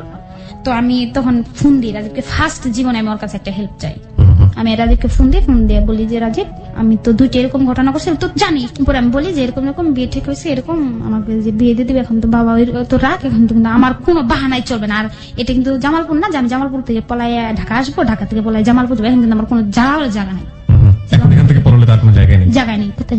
তো বলতেছে যে এত বড় ঘটনা হয়ে গেছে, আমি আমাকে তো না জানাই করছে, এখন আমি আন্টির কাছ থেকে শুনছি, পরে ও আন্টির সাথে কথা বলে, সো আপনি একটা কিছু করেন, আচ্ছা আন্টি তাহলে আমি একটা কিছু করতেছি। এই ফার্স্ট ওর কাছে আমি এটা চাই যে তুমি হেল্প করো, জাস্ট বিয়েটা ভেঙে যাক, আর কিছু না, বিয়ে ভাঙার দরকার নেই, অনেক সময় গেছে, অনেক বুঝাইছি, ফ্যামিলিকে বুঝে নাই, এখন আমি সরাসরি আমার ফ্যামিলির সাথে কথা বলবো, এখন আমরাই বিয়ে করে ফেলবো, মানে এখন আর রাজীবের কথা, এটা রাজীবের কথা। ওকে। আমাকে সরাসরি বলে তুমি এখন কোন প্রকার খারাপ ব্যবহার করবো না, মামার সাথে না মামির সাথে না, তুমি চুপচাপ বসে থাকো, এবার যা করতে হয় আমি করবো। তো যাই ফ্যামিলিতে যায়, হয়তো বলে আমার কথা বলার পর ওর ফ্যামিলিতে, হ্যাঁ ওর ফ্যামিলিতে অত ক্লিয়ার আমি জানি না কি কথা হয়, ওটা তো অত জানা যায় না, মোবাইলে যতটুকু বলে আর কি ও আমাকে। ও বলে আচ্ছা কথা চলতেছে, মা মানতেছে না, তো এসে আমাকে বলতেছে জানো মা কিছুতেই মানতেছে না, মার এক কথায় না হবে না। সবসময় আমাকে বলতো তুমি চিন্তা করো না, মানে আমার বিয়ের ডেটটা আগে আসতেছে, আমার বেশি টেনশন হইতেছে যে কখন ধরে বসে, তো আমার যত তাড়াতাড়ি সম্ভব আমি নিজে হলেও কিছু একটা করবো। তো বলতেছে তুমি কিচ্ছু করো না, চুপচাপ বসে থাকো, আমি করবো সব। তো আস্তে আস্তে আগে আমার টেনশনটা অনেক বেশি। তো ওরকম বলি, বলার পর ও বলতেছে আচ্ছা আমি ঘরে বলছি, মা মানতেছে না, তবে না মানলে আমি তোমাকে নিজে নিয়ে এসে পড়বো। মানে এরকম টাইপের একটা কিছু ইমোশনাল কথা বলে, যতক্ষণ পর্যন্ত আছে তোমার কোনো প্রবলেম হবে না, আমি তোমাকে নিয়ে এসে পড়বো, মরি একসাথে মরবো, আর থাকি একসাথে থাকবো। অনেক দেখছি, ফ্যামিলিকে অনেক বুঝাইছি, তারা কিছুতে বুঝে না, তো জানে তো সবাই, আর নতুন করে কি জানবে। ওরা বুঝালে বুঝে না। হঠাৎ করে একদিন আমাকে ফোন দেয় খুব ভোরবেলা, সারাদিন কথা বলবো, দুপুর টাইমে আমি বলে আচ্ছা তোমার কি হয়েছে, তুমি সকাল থেকে এত ফোন দিচ্ছ কেন? দুপুর টাইমে কান্না করতেছে খুব, একটু কান্না করতে শুনতেও ফোনটা কাটে দিচ্ছে, কাটে দিলে আমি বারবার দিচ্ছি, হয়তো কান্না করতেছে যার জন্য ফোনটা ধরছে না। পরে আবার ফোনটা অনেক ফোন মেসেজ করার পর যে ফোনটা ধরো প্যাক করো, ফোন দেওয়ার পরে বলে কি যে আমার যে একটা ইচ্ছা, আমার যে একটা চাহিদা, এটা আমার ফ্যামিলির কাছে কিছু না, ওদের কাছে আমার যে পছন্দের একটা চাহিদা, আমার একটা ডিমান্ড থাকতে পারে, এটা আমার মা বাবার কাছে কিচ্ছু না। আমার মা বাবার কাছে শুধু আমি তাদের একটা সন্তান, তাদের চাহিদা আমি পূরণ করব, আমার কোনো চাহিদা থাকতে পারে না। তো আমি বলছি আচ্ছা তো কি হয়েছে, ক্লিয়ার তো আমাকে বলতে হবে। জানো অনেক কিছু হয়ে গেছে, কোনো পরিস্থিতিতে তোমাকে অ্যাকসেপ্ট করবে না। তখন তো আমার ভয়টা আরো বেশি বেড়ে গেল। আমি বলছি তো তুমি আমাকে এই কথার আগে বললা না কেন, এখন আমি এখানে কি করব, এখন তোমাকে একটা কিছু করতেই হবে, যেটাই করো করতে হবে, এখন আমার তো করার কিছু নেই। এভাবে দুজনের খুব খারাপ সময় কাটছিল তখন বলা যায়, এভাবে চলছিল। পরে আমি ওকে ফোন করি, আমি ওকে তখন আরো বেশি টেনশন হচ্ছিল আমার যে কখন কি খবরটা আসে আমাকে জানাও। মানে এক এক সময় এক এক কথা বলে, কোনো সময় বলে আচ্ছা তুমি বিয়েটা করে ফেলাও, তখন তো আমার আরো বেশি কান্না পাই যে তুমি এটা কি বলতেছো এতক্ষণে এসে। আবার বলে আচ্ছা সমস্যা নেই আমি তোমাকে নিয়ে এসে পড়বো, মানে কোনটা করবে সেটা ও ক্লিয়ার বলতেছে না, বাট আমি কিন্তু ফেসে যাচ্ছি। হঠাৎ করে ওর এক ফ্রেন্ড ফোন দেয়, ও ফ্রেন্ড ফোন দেয়, মানে আমি ওকে এরকম বলি যেটা সত্য কথা, ওর জন্য আমি ঘরে আমি প্রচন্ড টর্চার মানে আমি করি, সব ভাগ চুরি এটা সেটা যে আমি বিয়েটা করবো না, রাজীবকে করবো, এটা সব বলে যে রাজীবকে দিব না, এবার মাইরা হলো কাইটা হলো তোমাকে এখান থেকে বড় অসুস্থ, মানে আমি একদম সেন্সলেস হয়ে যাই, খারাপ অবস্থা হলে তো রাজীবকে আমি এরকম বলি যে সত্য যেটা, যে তুমি যদি আমাকে নিতে না আসো আমি সুসাইড করবো, যে আমি কিন্তু বিয়ে করবো না। চাপ দিচ্ছি যে আমি কিন্তু বিয়ে করবো না, আর আমি ওকে সরাসরি বলতেছি যে আমি কিন্তু তোমাকে এমনি এমনি ছাড়বো না, যেটা বলছি আমি ওকে মানে বকাঝকা দিচ্ছি। তখন আমি যখন চাপ দিচ্ছি তখন বলতেছে তুমি এটা ভাইবো না, তোমাকে আমি ছাড়বো। আবার ও রাগ করে বলতেছে আচ্ছা বিয়ে করো, 2-3 বিয়ে করলে কি হয়, মানে এরকম এক এক সময় এক একটা বলতেছে বিয়ে করার সমস্যা না, পরে আমি নিয়ে এসে করবো। আমি বলতেছি আমি কেউ না পরিস্থিতিতে বিয়ে করবো না। অনেক কি করার পর মানে একটু ভালো হওয়ার পর আন্টি ওখানে থাকেন, কিছুক্ষণ পর ওর ফ্রেন্ড ফোন দেয়, ও আর দেয় না, প্রায় 2-3 ঘন্টা কথা বলেন। ফোন দিয়ে উনি আমাকে এ পরিমাণ অপমান করে লাইফে, মানে যে আমাকে কখনো তুই বলতো না, সে যে আমাকে কি অপমান করে, ফ্রেন্ড কেন আপনাকে অপমান করবে আমি আসলে অ্যাকচুয়ালি বুঝি না কেন এই অপমানটা আমাকে করে। সরাসরি বলে যে মানে এমন ভাবে কথাগুলো বলে, একবার মনে হয় অপমান, আবার মনে হয় সত্যটাই বলছে। কি বলতো সরাসরি ফোন দিয়ে বলছে যে রাজীবকে আপনি ছেড়ে দিতে হবে। আমি বলছি এটা কি আপনার কাছ থেকে আমার শুনতে হবে না? তো আমি সরাসরি বলছি আপনি কি বলা, কত গাধা হতো, আপনি কি কিছু বলতে পারেন না? আপনার সাথে যখন কথা বলে সব আপনার মতো হ করে, মার সাথে যখন কথা বলে মার পক্ষে হ করে, তো বলতে পারে না। ওর হয়ে আমি বলছি, ও আমাকে লিখে দিছে, আমি আপনাকে বলে দিচ্ছি। ও সরাসরি বলছে যে কথাই বলুক, আমি যেভাবেই পেঁচাই না কেন কথায়, ওর কথা যে এক জায়গাতে থামে সেটা হলে তোমাকে ওকে ছাড়তে হবে। কেমন বলে রাজীবকে আমি কেন ছাড়বো, কেন ছাড়বেন মানে রাজীবের সাথে তো আপনি ম্যাচিং হন না। আমাকে ম্যাচিং হন না বলে পরে বলতেছে যে আপনি নিজেকে এত ছোট কেন ভাবেন, আজকালকার এই যুগের মেয়েরা কি এরকম যে একটা রিলেশন এত লং টাইম। আমি যেটা বুঝলাম যে আপনার ফ্রেন্ডের মাধ্যমে যেটাই হোক কিছু কথা বলছে যেটা আলটিমেটলি আপনাদের ব্রেকআপের জন্য, তাই তো? সেটা আপনি পরবর্তীতে রাজীবকে কি জিজ্ঞেস করলেন, পরবর্তীতে রাজীবের সঙ্গে আপনার কথা হলো? পরে বলতে ছেলে মানে এরকম কথা বলতো আমাকে সরাসরি অপমান, যে আপনি কি নিয়ে তো সমাজেই চলতে পারবেন। তার ফ্রেন্ড বলেছে এটা, আপনি কি রাজীবের সাথে ব্যাপারগুলো নিয়ে কথা বলেছেন? সেটা আমি বলছি যে আমি ওর মুখ থেকে শুনবো। তারপর বলছে ওকে ফোন দেয়, ভাইয়া তোমার ফ্রেন্ড এটা কি বলছে, তুমি আমাকে জিজ্ঞাসা করতেছো কেন, কি বলছে তুমি শুনো নাই? মানে সে সাপোর্ট করলো, সে সাইটে ছিল। ওকে, কবে হলো? 2013 বলা চলে। 2013 কোন দিকে? লাস্টের দিকে, তার মানে কিছুদিন আগে, মাস 6-7 আগে ঘটনা। 7-6 মাস আগে। ও আমাকে সরাসরি বলতেছে আমার মা যেটা না চাবে সেটা আমি কখনো করবো না, আর আমার মা তোমাকে চয়েস করেন। আমি তোমার মা তোমাকে আগে থেকে চয়েস করতো না, আগে তুমি 4 বছর যে যখন গ্যাপ ছিল 3 বছর, তখন কেন তুমি আমাকে কথাটা বলো নাই? Fine, this is the ultimate thing. তারপর কি করলেন? তো এরকম করে ও আমাকে ইচ্ছা রকম অপমান করছে, শুধু আমি না, পরে আমার আন্টির কাছে ফোন দিয়ে বলছে এটা যে ওকে তো আমি কখনো ভালোবাসিনি, ও যে আমাকে মার খাওয়াইছিল মনে আছে, ও আমি জাস্ট ওর একটা জিত, ও ওকে আমি বদনাম করছি, মানে এরকম টাইপের কথা। এটা আলটিমেটলি আপনাদের প্রেমের সম্পর্কে কত বছর পরের কথা হচ্ছে? এটা 9 বছর, 8 থেকে 9 বছর। This is not believable. First of all 9 বছর ধরে ওই মায়ের প্রতিশোধ নেওয়া যায়, এটা আমি বিশ্বাস করি, এটা আমরা আমি এখনো করি না। দ্য সিচুয়েশন ইজ, সে এমন একটা অবস্থায় পড়ে গেছে, সে অমর করে কান্নাকাটি করছে, সে রিয়েলিটি এতটা বাস্তবভাবে মেনে নিতে বাধ্য হয়েছে যেটা আপনার জায়গা থেকে আপনি মেনে নেননি কখনই। আমরা সেই জায়গাটা কনক্লুশনটা আনতে চাই, তবে তার আগে আপনাকে বলতে চাই আপনার বিয়ের 2 দিন আগে সিদ্ধান্ত সে জানিয়ে দিল, আপনি কি করলেন? পরে আমি চুপচাপ বসে আছি যে আমি ওর প্রতি আমার একটা রাগ হচ্ছে যে ও কি ভাবতেছে যে আমি বিয়ে করতে পারবো না, বিয়ে হবে না। হ্যাঁ, ওর ফ্রেন্ড এরকম বলছে যে আর কোথাও হতে হবে না, আমি বিয়ে করে চলে যাব, দেখবো আমি পারি কিনা। একদিন চলে গেছে, আর একদিন আছে মাঝখানে, একদিন এরকম থাকাকালীন তো এরকম হয়েছে যে ওই যে ছেলের মা ওরা আসছে, ওরা বললাম আমার বাবার সাথে যোগ করতো, ওরা আসছে, আসার পর মানে চুপচাপ আমি বসে আছি, বসে থাকার পর সাইডে আসছে, বসে বসে বলতেছে কি হয়েছে। ছেলে আসছিল, ছেলে মা বোন ওরা আসছিল, যে কি হয়েছে, খুব কান্না করছি, চোখ টুক ফুলে আছে, কি হয়েছে। পরে ছেলের সাথে যেটা আমার কথা হয়, ছেলেটাকে বলি বলতে আমি সব কথা বলি যে এরকম আমার রিলেশন ছিল, একটা ছেলের সাথে এত বছর এরকম রিলেশন ছিল। সো সে বুঝতে পারে যে এটা রিয়েল একটা লাভ ছিল, কিন্তু সে এটা অ্যাকসেপ্ট করে না যে এত বছরে এরকম কোনো খারাপ কোনো ঘটনা হয়নি এদের মধ্যে, ফিজিক্যালি এরকম কোনো হয়নি, এটা সে বিলিভ করে না। তবু বলে আছে সমস্যা নাই, তুমি অনেক ভালো মেয়ে, যেহেতু বলছো আমাকে বিশ্বাস করে, তো সমস্যা নেই। তো এই কথাটা শোনার পর তারা আমার গ্রামে খবরটা নেই যে কতটা সত্য এটা। তো গ্রামে যখন খবরটা নেই, গ্রাম থেকে খারাপ কথা আসে, খারাপ রিপোর্ট আসার পর ওটা বাবা মারা শুনি, শোনার পর এত খারাপ একটা কথা বলে আমার নামে, যে বিশ্রী, যেটা বলে খুবই বিশ্রী, সেটা হয়তো বলতে পারবো না। সো এরকম কথা এক জায়গা না, যে জায়গায় জিজ্ঞাসা সেই জায়গা থেকে আসছে। আসার পর তারা আবার বলে যে আমরা আবার নতুন করে ডেট ফিক্স করবো। করার পর ছেলেটার সাথে আমার আরেকবার কথা হয়, সে আবার আসে যে আপু আমি একটা তোমার সাথে কথা বলবো, আমার ফ্যামিলি কিন্তু খবরটা নিচ্ছে, হ্যাঁ তোমার কথাটা সত্য, কিন্তু তুমি যতটা বলছো তার সাথে কয়েক গুণ বেশি সত্য আছে। তো ছেলে বলে যে এরকম আমার তবু আমি তোমাকে চয়েস আছে, বিয়ে করবো, বাট আমার একজন বউ লাগবে, তুমি কি আমায় মানে ভালোবাসতে পারবো, আমার ফ্যামিলিতে সেটা। তো আমি না করি সরাসরি। কেন না করেন? আমি আর কাউকে ভালোবাসি, সত্যি কথা, বিয়ে ভালোবাসি জিনিসটা। ছেলেটা আমাকে কেন বিয়ে করবে? ছেলে বিয়ে করবে, ছেলে আমাকে অনেক চয়েস করছে, আপনি এটা মনে করেন? সে বলছে আমি করবো, আমার বাবা মাকে বুঝিয়ে আনবো। তুমি ছেলেটা আপনার সবকিছু জেনে জুনেও রাজি হয়েছিল বিয়ে করার জন্য, কিন্তু আপনি ছেলেটাকে বলেন আমি লাভ করতে পারবো না। আমি সরাসরি বলছি যে আমি লাইফে কাউকে লাভ করবো না। ওকে, দ্যাট টাইম ছেলেটা কি সিদ্ধান্ত নেয়? পরে ছেলেটা বলে যে লাভ না করতে বলতে তুমি আমার সংসার করতে পারবে না। আমি বলি তাহলে আপনি বিয়ে করবেন না। আমি সরাসরি বলি যে সেটা বুঝে হলে আপনি আমাকে করেন, তা না হলে করেন না, আমার কোনো আসে যায় না। ওকে, অ্যাকচুয়ালি পরে সেটা আস্তে আস্তে মানে ফ্যামিলিতে এমনিতে পিছিয়ে গেছে, খুব সহজে বিয়েটা হবে না, এটা আমরা বুঝতে পেরেছি। ওকে, তারপর কি হলো? তারপরে এটা হওয়ার পর তো রাজীব ব্রেকআপ হয়ে যায়, ও আর কথাবার্তা বলে না। তারপর আমি ওর কাছে ফোন দিয়ে কান্নাকাটি করি, কিন্তু এটা হওয়ার পর আমার ফ্যামিলিতে সবচেয়ে যেটা খারাপ হয়, পর আমার ফ্যামিলি আমার লেভেল ছেড়ে দেয়। তখন আমি লেভেল ছেড়ে গেছি, ছেড়ে যাওয়ার পর আমার বাবা সরাসরি বলে যে এখন তুই একটা কাজ কর, যখন হবেই না তো রাজীবকে আসতে বল, ওর সাথেই দিয়ে দেব। তখন আমি রাজীবকে কোথা থেকে বলবো, সে তো অলরেডি সিদ্ধান্ত নিয়েছে। তখন তবু আমি রাজীবকে ফোন দিই, অনেক কান্নাকাটি করি, ওর সাথে কান্নাকাটি করি, আর কারোর সাথে কখনো কান দিনি। তোকে বলি এটা যে বলছে তুমি এখন ফ্যামিলি থাকবে, তোমার ফ্যামিলি বলতে হবে না, আমার ফ্যামিলি কখনোই যাবে না, সো আমি আমার ফ্যামিলির বিরুদ্ধে যাবো না। তো এখন তো আমার এখানে মুখটা নাই। তারপর কি হলো? এত কান্নাপা যে এখন মানে আমার কোনটা করা বেটার হয়। আমার বাবা সরাসরি বলে যে তুমি এ পরিমাণ খারাপ ব্যবহার করছো, তোমার প্রতি রাগ না, তোমার প্রতি ঘৃণাটা কখনো কমবে না, তুমি না থাকলে খুব খুশি। তো এই কথাটা আমার খুব আঘাত লাগে। আপনি কি ফ্যামিলির সাথে এখন আছেন? না, ফ্যামিলি থেকে বের হয়ে এসেছেন? হ্যাঁ, সেদিনই এসে পড়ি। সেদিনই এসে পড়েন। কতদিন যাবত এসেছেন? প্রায় 5-6 মাস। কোথায় আছেন? আপনার এই বন্ধুটির কাছে আছেন, যাকে সাথে করে নিয়ে ফার্স্ট টাইম অন্য জায়গায় আসছি। যাই হোক, আপনি লাস্ট পর্যন্ত শেফার কাছে আছেন, তাই তো? এটাই আপনার স্টোরি।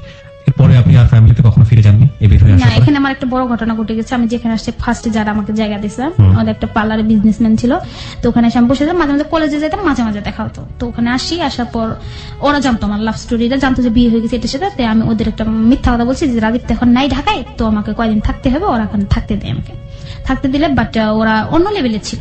দেখুন, আপনি যে বড় ঘটনাগুলোর কথা বলছেন, এই বড় ঘটনাগুলো আপনার জন্য সারাটা জীবন ধরে ওয়েট করতেছে। টু বি অনেস্ট, আমি খুবই রুটি আপনাকে বলতেছি। প্রথম কথা হচ্ছে যে আপনি হয়তো যে কথাগুলো বলবেন, আমি যদি খুব ছোট ছোট করে কোশ্চেন করি, লাইক সেক্সুয়াল হ্যারাসমেন্টের কথা আপনি বলতেছেন, লাইক আপনাকে প্রস্তাব দিয়েছে কোনো না কোনো ভাবে, যে কোনো জায়গাগুলোতে গেছেন, that is the thing, right? এটাই তো? না, বলে নাই, বাট ওখানে আমি থাকলেও ওরা বুঝিয়েছে আপনাকে, আপনার সেক্সুয়াল হ্যারাসমেন্টের ব্যাপার স্যাপারগুলো আছে, তাই না?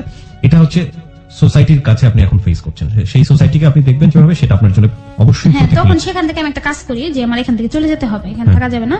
তো আমি ওখান থেকে বাবাকে একটা ফোন দিই, কথা বলে না, ফার্স্ট টাইম মার কাছে দেয়, তবু বাবা কথা বলে, বলার পর যে অনেক বদনাম করছো, তো এখন বাইসে থাকি, সমস্যা নেই, বাকি জীবন তোকে আর কিছু বলবো না, বিয়ের সাথে এটা সেটা চলে আয়। তো বলে আমি আসবো, ব্ল্যাকমেল বলা চলে। তো বলে আমাকে কিছু টাকা দিতে হবে। কত টাকা? আমি 50-60 টাকা দিতে হবে আমাকে। কি করবি? আমার প্ল্যান ছিল ওরা যদি আমাকে এই টাকাটা দেয়, এরকম একটা কিছু করবো, নিজের পায়ে দাঁড়াবো, যেহেতু ফ্যামিলির কাছে যাইলেও আমাকে আর এইভাবে বের না হতে হয় খালি হাতে। যেদিন আমি আসছিলাম শুধু আমার কাছে কিছু ছিল না। আপনি কি সেটা পেরেছেন? ফ্যামিলির কাছ থেকে টাকাটা নিয়ে টাকাটা নিয়ে আসছেন? টাকাটা নিয়ে কি করেছেন? টাকাটা নিয়ে আমি ওই যে যার কথা বললাম ওখানে ছিলেন, ওদেরকে দিয়েছেন? ওখানে আসছি, ওর টাকাটা ওনার কাছে দিছি বলতে উনি নিচ্ছে যে হ্যাঁ আমি করে দেবো, তোমাকে একটা পাল্লা করে দেবো। টাকাটা তো আপনার মার গিয়েছে শেষ পর্যন্ত, এটাই তো স্টোরি আপনার? মার, হ্যাঁ। টাকাটা মার গেছে। মার গেলে কিছু টাকা পাইছি, 12-13 হাজার মতো, ওটা রিটার্ন দিছে। এরপরে আপনি লাস্টলি শিফার কাছে আছেন, আপনার না, ফ্রেন্ডের কাছে আছেন। শিফার কাছে এর মাঝখানে আপনি অনেক জায়গায় ছিলেন, আমাদের জানার দরকার নেই। আমার খুব রাগ হচ্ছে আপনার উপরে, টু বি অনেস্ট। আমি রুড বিহেভ করতে বাধ্য হচ্ছি। আপনি লাস্ট পর্যন্ত শিফার যে ফ্রেন্ডটাকে সাথে করে নিয়ে এসেছেন তার কাছে আছেন, তাই তো? আপনার ভুলগুলো আপনি বুঝতে পারেন? অবশ্যই। আপনি বুঝেন না আপনার ভুলগুলো। এত বড় লম্বা সময় ধরে একজন মানুষ ভুল করে না। এত বড় লম্বা সময় ধরে যে মানুষ ভুল করে তার শাস্তি পাওয়া উচিত, টু বি অনেস্ট। হ্যাঁ, আমার জায়গা থেকে ফিলটা হচ্ছে এরকম। আমি সেটা মানি, আমার শাস্তি হয়। সো আপনি সেই শাস্তিটা পাচ্ছেন। আমার জীবনে আমি হেলুইট 920 গল্প শুনেছি এত মানুষের, আমার কারোর প্রতি এত রাগ হয়নি, আপনার প্রতি আমার এতটা রাগ হচ্ছে। কেন হচ্ছে জানেন? আপনার বাবা যে আপনাকে সবচেয়ে বেশি ভালোবাসতো, সেই মানুষটাকে আপনি প্রতিনিয়ত অপমান করেছেন, নাম্বার 1। নাম্বার 2 হচ্ছে আপনার এত বড় একটা ফ্যামিলি, আপনার এত যৌথ বড় একটা পরিবার, সেই গ্রাম, সেখানে আপনি কোনো জায়গা করতে পারেননি। আপনার নিজের পরিবারের কাছে আপনি কোনো জায়গা করতে পারেননি। সেখান থেকে বাবার কাছ থেকে বের হয়ে বাবা শেষ পর্যন্ত মেনে নিলেন। যে মানুষটাকে আপনি লাভ করছেন সেই মানুষটাকেও আপনি এক অর্থে নিজের করতে পারেননি। এবং যে ফ্যামিলি থেকে আপনি বের হয়ে আসলেন, সেই ফ্যামিলির কাছ থেকে আপনি আবার সার্টেন অ্যামাউন্ট অফ মানি নিলেন। আপনি একটা মানুষকে জানেন না, চেনেন না, শোনেন না, একটা পাল্লা দিবেন 50,000 টাকা দিয়ে, সে টাকাও মার চলে গেছে। এবং আমি যতদূর জানি যে এখন আপনি আর ফ্যামিলিতে নেই, এখন আপনার ফ্রেন্ডের বাসায় আছেন। আপনার ফ্রেন্ড কি আপনার সম্পর্কে সবকিছু জানে? যে ফ্রেন্ডের বাসায় আপনি আছেন এখন এই মুহূর্তে? হ্যাঁ, অতটা জানে না। অতটা জানে না। সেখানেও এক ধরনের চিট। সে যদি সবকিছু জেনে যায় তাহলে হয়তো বা সেটা টলারেট করতে পারবে না। এই যে এতগুলো ভুল একজন মানুষের জীবনে, অবশ্যই পেনাল্টি তার হওয়া উচিত। এরপরে আপনি রাজীবকে লাভ করেন? লাভ করি বলতে আমি একটা জিনিস চাই না যে ও কখন আমার সামনে পড়ুক। আলটিমেটলি আপনি কনফিউজ। আপনার জীবনে চরমতম ভুল ছিল সেই ছেলেটা, যে ছেলেটাকে আপনি বলেছিলেন যে আপনাকে বিয়ে করলে আপনি লাভ করতে পারবেন না। কেন ভুল ছিল জানেন? দেখেন, এই মানুষটা আপনার গ্রামে গেছে, আপনার সম্পর্কে জেনেছে, নেগেটিভ অনেক কিছু জেনেছে। এই মানুষটা আপনাকে শুধুমাত্র অনেস্ট ভেবে বিয়ে করতে চেয়েছিল। এবং দ্যাট মোমেন্টে যাকে আপনি এত বছর ধরে 9টা বছর ধরে লাভ করলেন, যার জন্য 2-2 বার বাড়ি থেকে বের হয়ে গেছেন, সমাজ ছেড়েছেন, সংসার ছেড়েছেন, দুর্নাম হয়েছে, সবকিছু ছেড়েছেন, এই মানুষটা নিজের পরিবারের একজন মানুষের কথা ভেবে আপনাকে ছুড়ে ফেলে দিল। আর আপনি সমাজ ছাড়লেন, ফ্যামিলি ছাড়লেন, বাবা ছাড়লেন, মা ছাড়লেন, চারপাশের প্রত্যেকটা জিনিস ছেড়ে দিলেন। তারপরও সে আপনাকে রিসিভ করলো না। মাত্র 2 দিন বা 3 দিন আগে সে তার সিদ্ধান্ত জানিয়ে দিল, নিচে জানায়নি, আপনাকে ফ্রেন্ডের মাধ্যমে অপমান করে জানিয়েছে। এবং তারপরও আপনি এই মানুষের সম্পর্কে সঠিক সিদ্ধান্ত নিতে পারলেন না। তো আপনার শাস্তি হওয়া উচিত না কার শাস্তি হওয়া উচিত বলুন? আপনার তো উচিত ছিল ওই ছেলেটাকে আপনার জীবনের জন্য আশীর্বাদ হিসেবে মেনে নিয়ে তাকে বিয়ে করে ফেলা এবং তাকে সিচুয়েশনটা বোঝানো, দেখুন আমাকে সময় দিন, আমি 9টা বছর একটা মানুষের সাথে ছিলাম, আমাকে একটু সময় দাও। আপনি যদি এমন স্ট্রিক্টলি বলে দেন একজন মানুষকে আপনি লাভ করতে পারবেন না, তাহলে মানুষটা কেন আপনাকে বিয়ে করবে? আপনাকে নিয়ে সংসার করার তো অর্থটা কি? কি কৃতজ্ঞতা বসে সে আপনার সঙ্গে থাকবে বলুন? আমি জানি প্রিয় শ্রোতা আপনাদের অসংখ্য অসংখ্য রাগ হচ্ছে এবং আপনারাও অনেক বেশি ইমোশনাল হয়ে গেছেন এই গল্পটা শুনে। আমি শুধু একটা কথাই বলতে চাই, পরিবার হচ্ছে প্রত্যেকটা মানুষের জীবনের শেষ আশ্রয়স্থল। এবং পরিবারের কাছে যদি একজন মানুষের জায়গা না থাকে তাহলে ওই মানুষটির প্রত্যেকটা মুহূর্তে মুহূর্তে প্রত্যেকটা জায়গাতে বিপদ। আপনারা যাই করেন না কেন, প্রেম করেন, ভালোবাসা করেন, হোয়াট এভার ইট ইজ, দুটো জিনিসের প্রতি মানুষের কখনোই কোনো ধরনের অবহেলা করা উচিত না। একটা হচ্ছে তার ক্যারিয়ার, যে ক্যারিয়ারটা নিয়ে সে সারাটা জীবন চলবে, এবং আরেকটা হচ্ছে তার ফ্যামিলি। ফ্যামিলি হচ্ছে মানুষের শেষ আশ্রয়স্থল। যে ফ্যামিলিতে সে বড় হয়, সেই ফ্যামিলির কাছে যদি তার কোনো জায়গা না থাকে, কোনো না কোনো ভাবেই হোক না কেন, এবং আরেকটা হচ্ছে তার ক্যারিয়ার। এবং ক্যারিয়ার গড়তে হলে অবশ্যই আপনাকে এডুকেশনটা ঠিক রাখতে হবে, পড়াশোনাটা আপনার ঠিক রাখতে হবে। এই দুটো জিনিস যার সাথে থাকে না, সিম্পল ওয়ার্ড, তার সাথে আসলে ভাগ্য থাকে না। আমরা এই ভাগ্যহীন একজন মানুষকে দেখলাম, যার পরিবারের কাছে জায়গা নেই, যার ক্যারিয়ার নেই, যার ভবিষ্যৎ নেই, এবং যে ভালোবাসার জন্য সে আলটিমেটলি এতটা পাগলামো করেছে, সেই ভালোবাসাও তার জীবনে নেই। এটাই হচ্ছে আলটিমেট রেজাল্ট। প্রিয় শ্রোতা, এই হচ্ছে মাশরুফার জীবনের গল্প। আমরা শুধু একটা কথাই বারবার বলতে চেয়েছি হেলুইট 920-তে, যে আপনি মাশরুফার কাছ থেকে কি শিখবেন। মাশরুফার মতো জীবন যেন আর কোনো মাশরুফার না হয়, আমরা শুধু সেটাই বলতে চেয়েছি। মাশরুফার হাতে একটা চান্স ছিল, একটা বিগ চান্স, যে মানুষটা শুধুমাত্র তার মায়ের কথার জন্য তাকে ছুড়ে ফেলে দিয়েছে, আর এই মানুষটাই সমস্ত দুনিয়াকে ছুড়ে ফেলেছে ওই মানুষটার জন্য। এবং তার 2 দিন পরে তার বিয়ে। আমার মনে হয় উচিত ছিল ওই বিয়েটা তার করে ফেলা, কারণ এর আগে সে দুটো বিয়ে ভেঙেছে, গ্রাম থেকে পালিয়েছে। এর পরের বিয়েটা ভাঙলে যে তার আসলে কোনো জায়গায় জায়গা হবে না। এবং এমন যদি হতো যে রাজীব একেবারে বেকার, কিচ্ছু করে না, তার একটা কথা ছিল, রাজীবের হাতে কাজ ছিল, রাজীব একটা ফ্যামিলি চালানোর মতো সামর্থ্যবান ছিল, তারপরেও রাজীব এই সিদ্ধান্ত নেয়নি, তাহলে কেন, কোন দুঃখে সে রাজীবের জন্য ওয়েট করবে? এই যে চরম বোকামো। এবং দেখুন, যখন ওর বাবা বাধ্য হয়ে মেনে নিল রাজীবকে, তখন ওই ছেলেটা আসে নাই। এই চরম বোকামো ওর জীবনটাকে শেষ করে দিয়েছে।